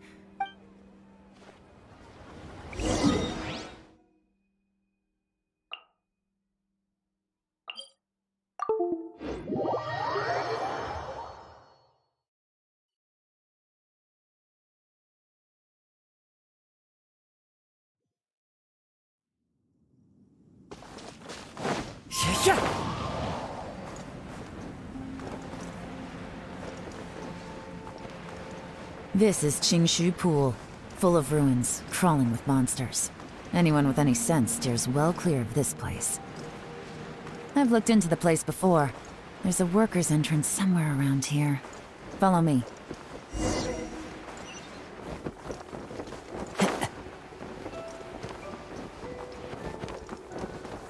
So many regrets. There's been some work done on this place in the past. The workers left an emergency. Still, be ready to fight at any... Don't worry. By the way, They have other things to...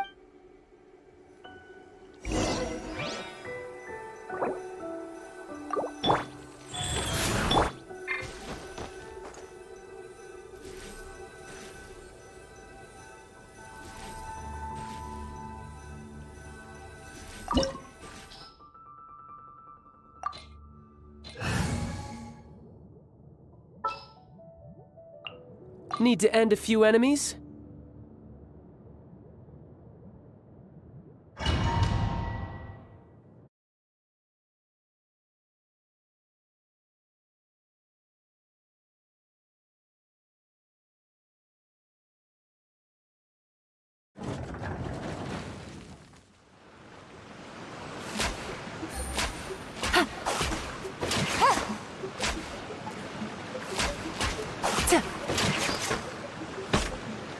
Take it easy.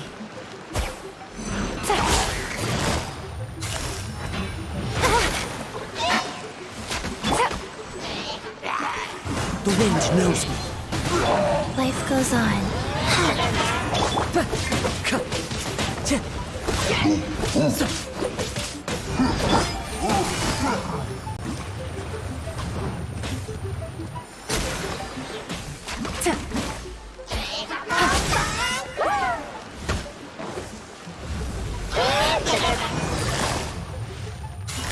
Busted.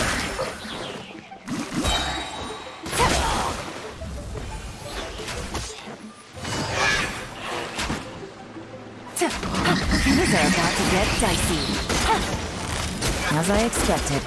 But this shouldn't be too much trouble.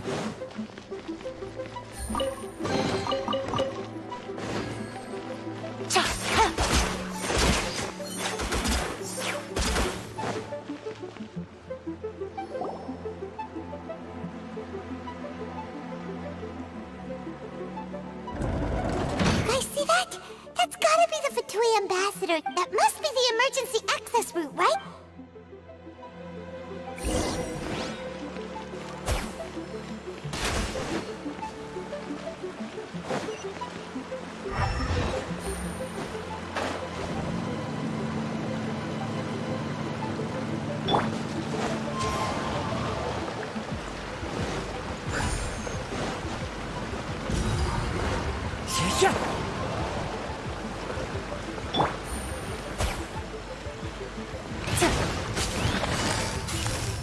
Quietly now.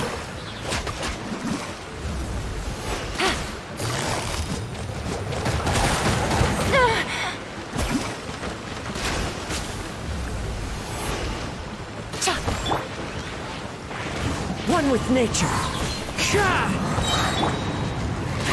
No!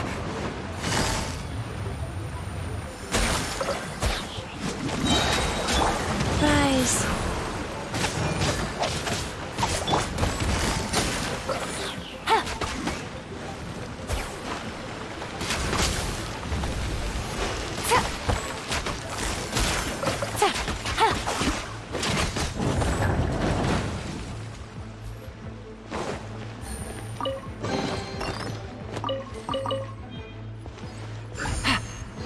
Take it easy.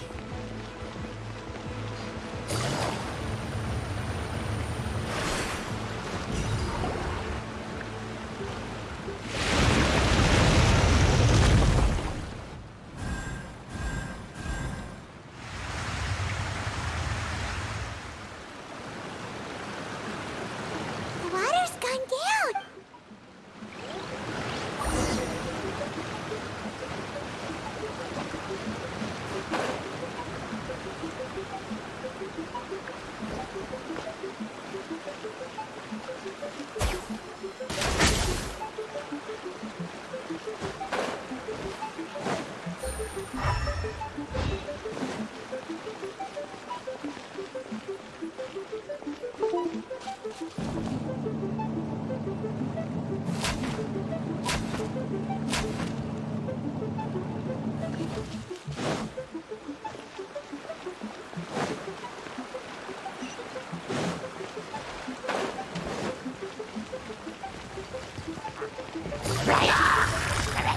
Busted.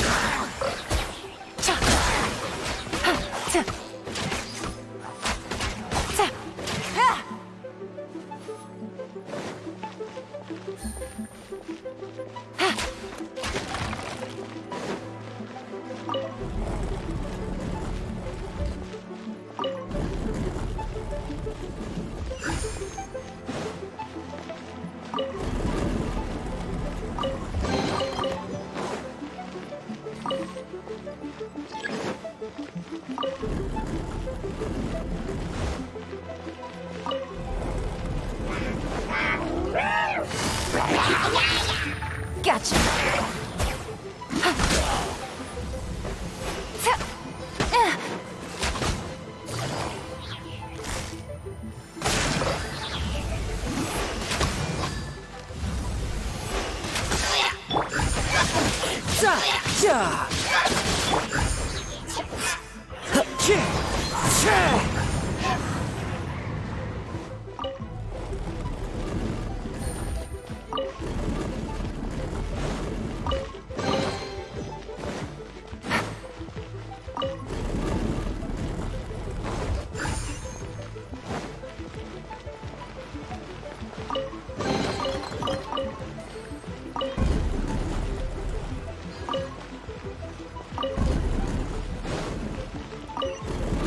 Take it easy.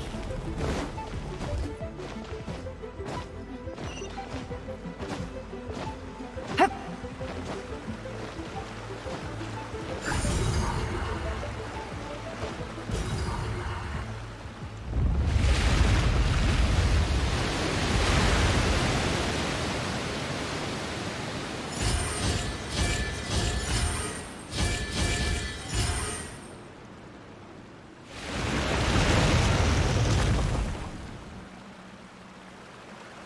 The water's flowed into the groove, and now the statues have lit up. Okay, now we should be able to move the statues.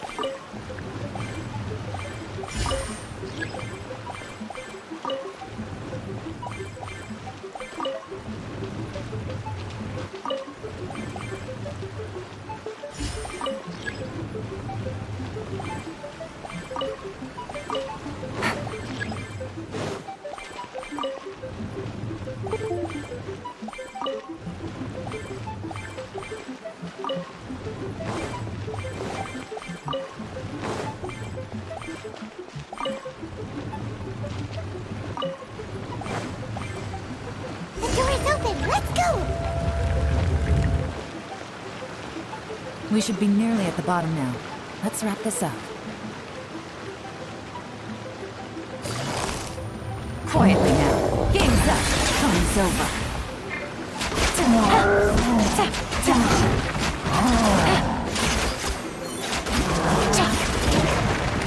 Fallen leaves, adorn my night!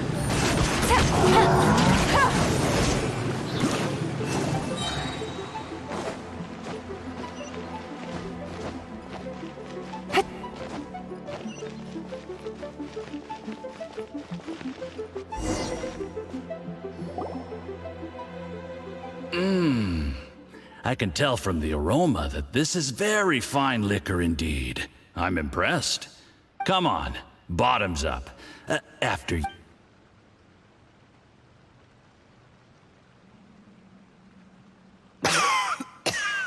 Oh, sorry.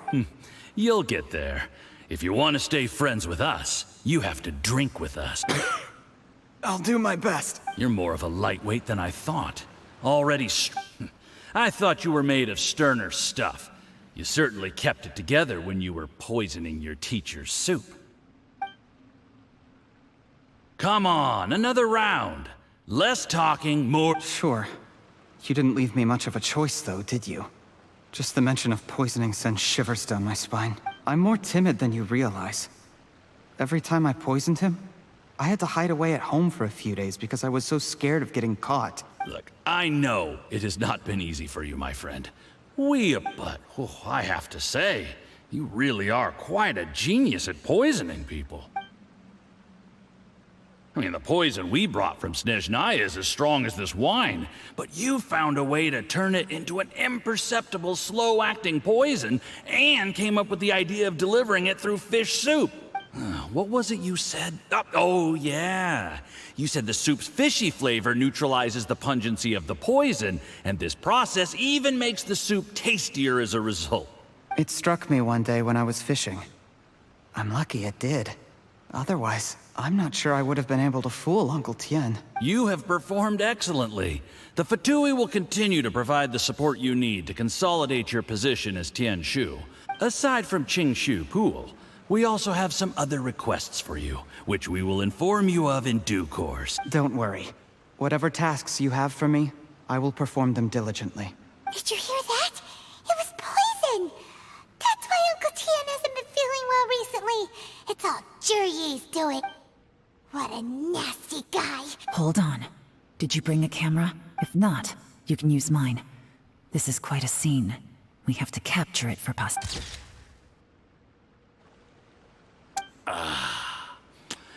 Excellent liquor. We've, seen no progress on the diplomatic front, and everyone has been eyeing up the treasure of Qingshu Pool. It's been a real headache for me. But soon, everything will be taken care of, and I can report back on a successful mission. Thank you. I remember when I first saw you. I knew right away that you would make a good partner for us. Hey, do you... How could I forget? You said a lowly commoner like me could never be seen as a serious candidate for the Tianshu. The only way is for you to shine bright in the Tianshu's darkest moment. I think you were Yes. Under normal circumstances, the gap... Just look at your two competitors. Chen Wei had wealth. Ming Bo had reputation. But you had nothing.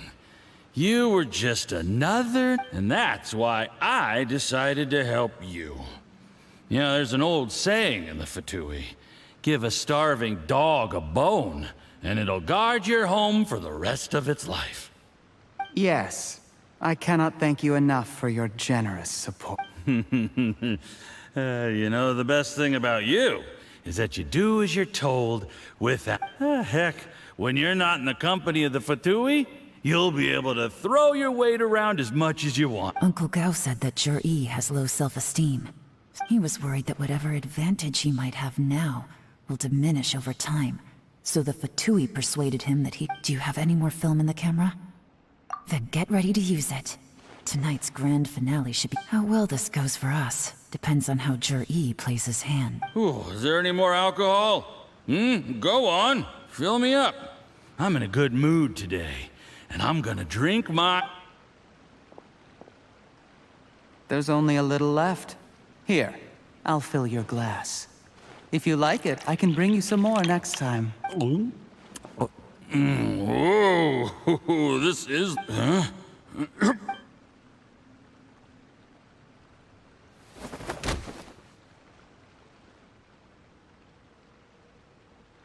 Jur-E, you poisoned my wine? But... You seem surprised, Mr. Yusupov. How could you? How could I not? I've sacrificed years of my life studying and reflecting to prepare myself for this position. And in the end, I even had to poison my own teacher. You really think I'd put myself through all that just to become your little puppet? I don't want to bow down to anyone ever again. And that includes you. You imbecile. It's the Fatui who got you to where you are. Do you understand? If I disappear with no explanation, the embassy will come after you. They'll get to the bottom of this. Mark my words. Do you see the haystack in the corner? Underneath it is a pile of explosives. And next door in the dark room are the 3 undercover agents you sent to infiltrate the Black Cliff Ford. I'm gonna stay here till I see you slip into unconsciousness. Then I'm gonna set this on fire. Once the flames burn through the hay, they'll ignite the explosives, the ruins will collapse, and everything will be buried. What? I took the liberty of leaving some evidence of your contact with the undercover agents at the Black Cliff Forge. It won't take long for people to join the dots. 2 missing person cases will become one as the truth gradually reveals itself. The Fatui planted undercover agents in the Black Cliff Forge to steal their signature ruin-grade explosives. Their plan was to blow through the solid floor tiles in the dead of night and seize the treasure of Qingshu. But things didn't quite go to plan. Mistakes were made that led to the accidental deaths of the entire crew. Faced with the overwhelming evidence, the embassy won't investigate this any further.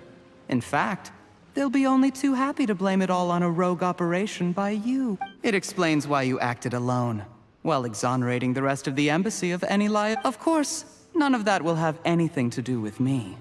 When all of this comes to my attention, I'm afraid I'll have no choice but to cancel the Qingshu Pool redevelopment plan immediately.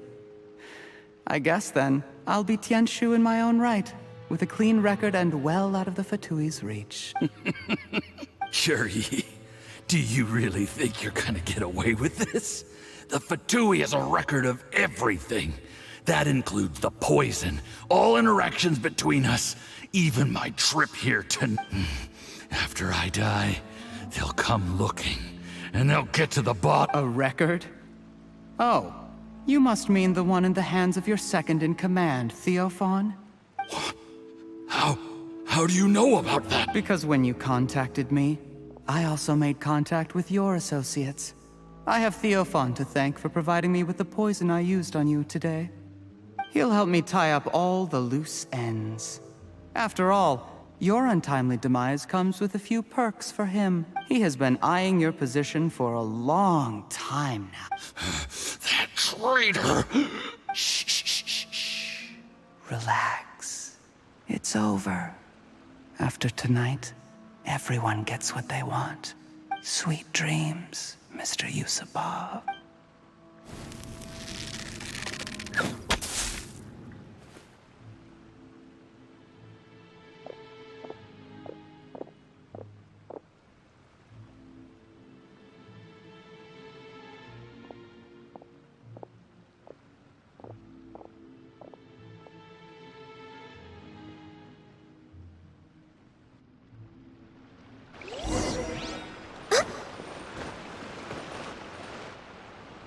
I did a little surveying on the way here and found that you'd left yourself 3 escape routes in case things went south.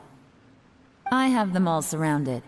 If you're thinking of trying anything, save yourself the effort. The game's up. We were here the whole time and have pictures of everything. They came out pretty nicely. Want to see them? The game's up? Forgive me, I'm not quite sure what you're referring to, Miss Yelan. I happened to discover a Fatui operation here, so I approached them on the pretext of joining forces and eventually brought them down from within. If it pleases you, Miss Yelan, I'd be only too happy to have you join me in investigating this matter. This is how you want to play it, huh? Fine. You do you. All we need to do to convict you is establish that the poison in his system is the same as in Uncle Tien's. Nothing else you wanted to add? Let's leave it there then. Time to go. One wrong move and it all comes crashing down. I should have been more careful. You followed him here, didn't you? I was so focused on keeping myself out of sight, I forgot he was a potential liability. Let's talk about this, Yelan. I gave you my word that I would live up to the Tianshu name, and that much I can still guarantee. Your point being? When I take office, I can guarantee that I will act in your best interests. In fact, all of you here tonight can expect very generous treatment in the future. I don't deny that I used underhanded methods to get here. But given my lowly origins, what other choice did I have? You still don't get it, do you? Even now. What do you think?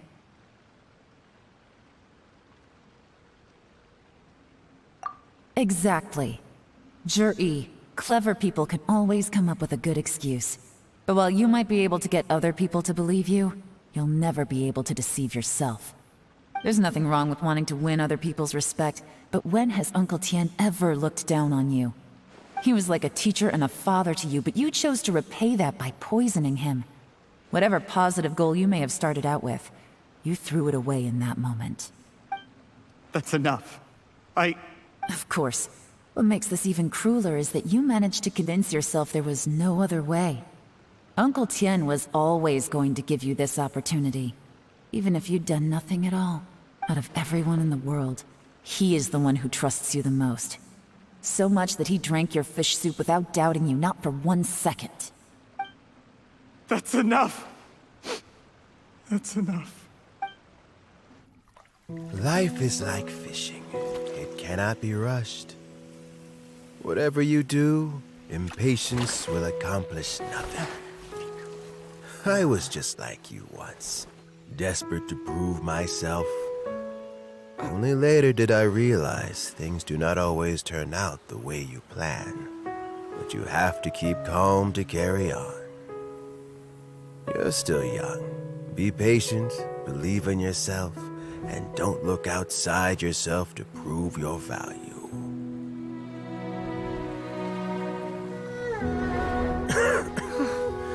Where's Jur-E these days? It's been a long time since he last paid me a visit. Maybe he's just busy. Well, next time, if he doesn't bring a pot of piping hot fish soup, don't let him in.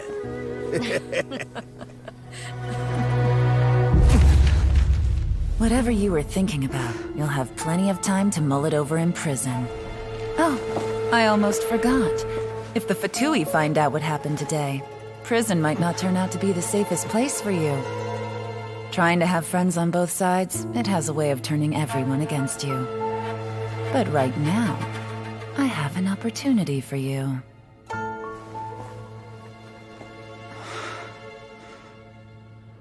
Huh?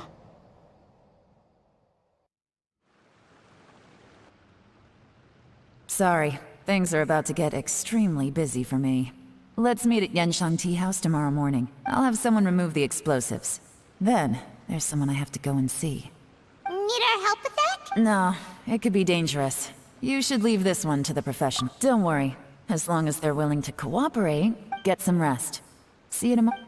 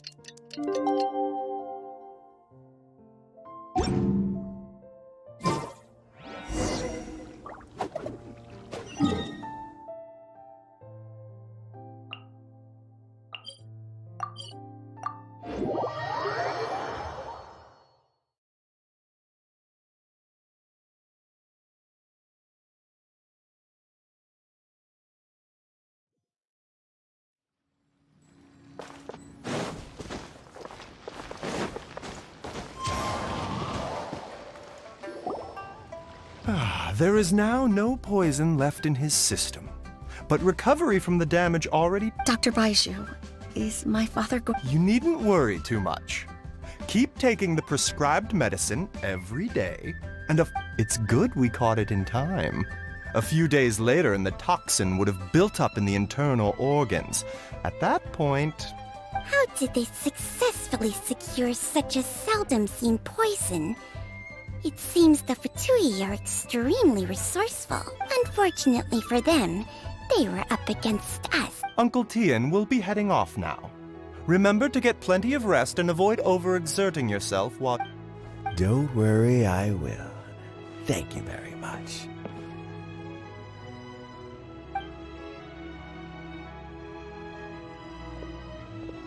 Ah, you're here too?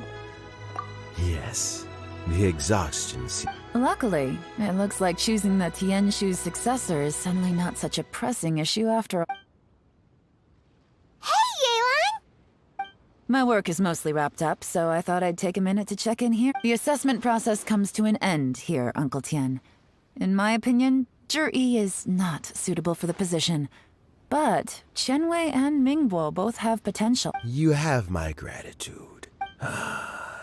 People can change their loyalties easily.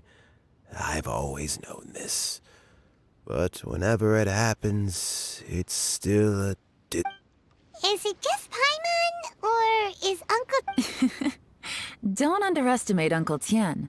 He wouldn't have appointed me as assessment officer if he hadn't had his doubts about Zhi. Normally, the Yue High Pavilion would be responsible for assessing the candidates.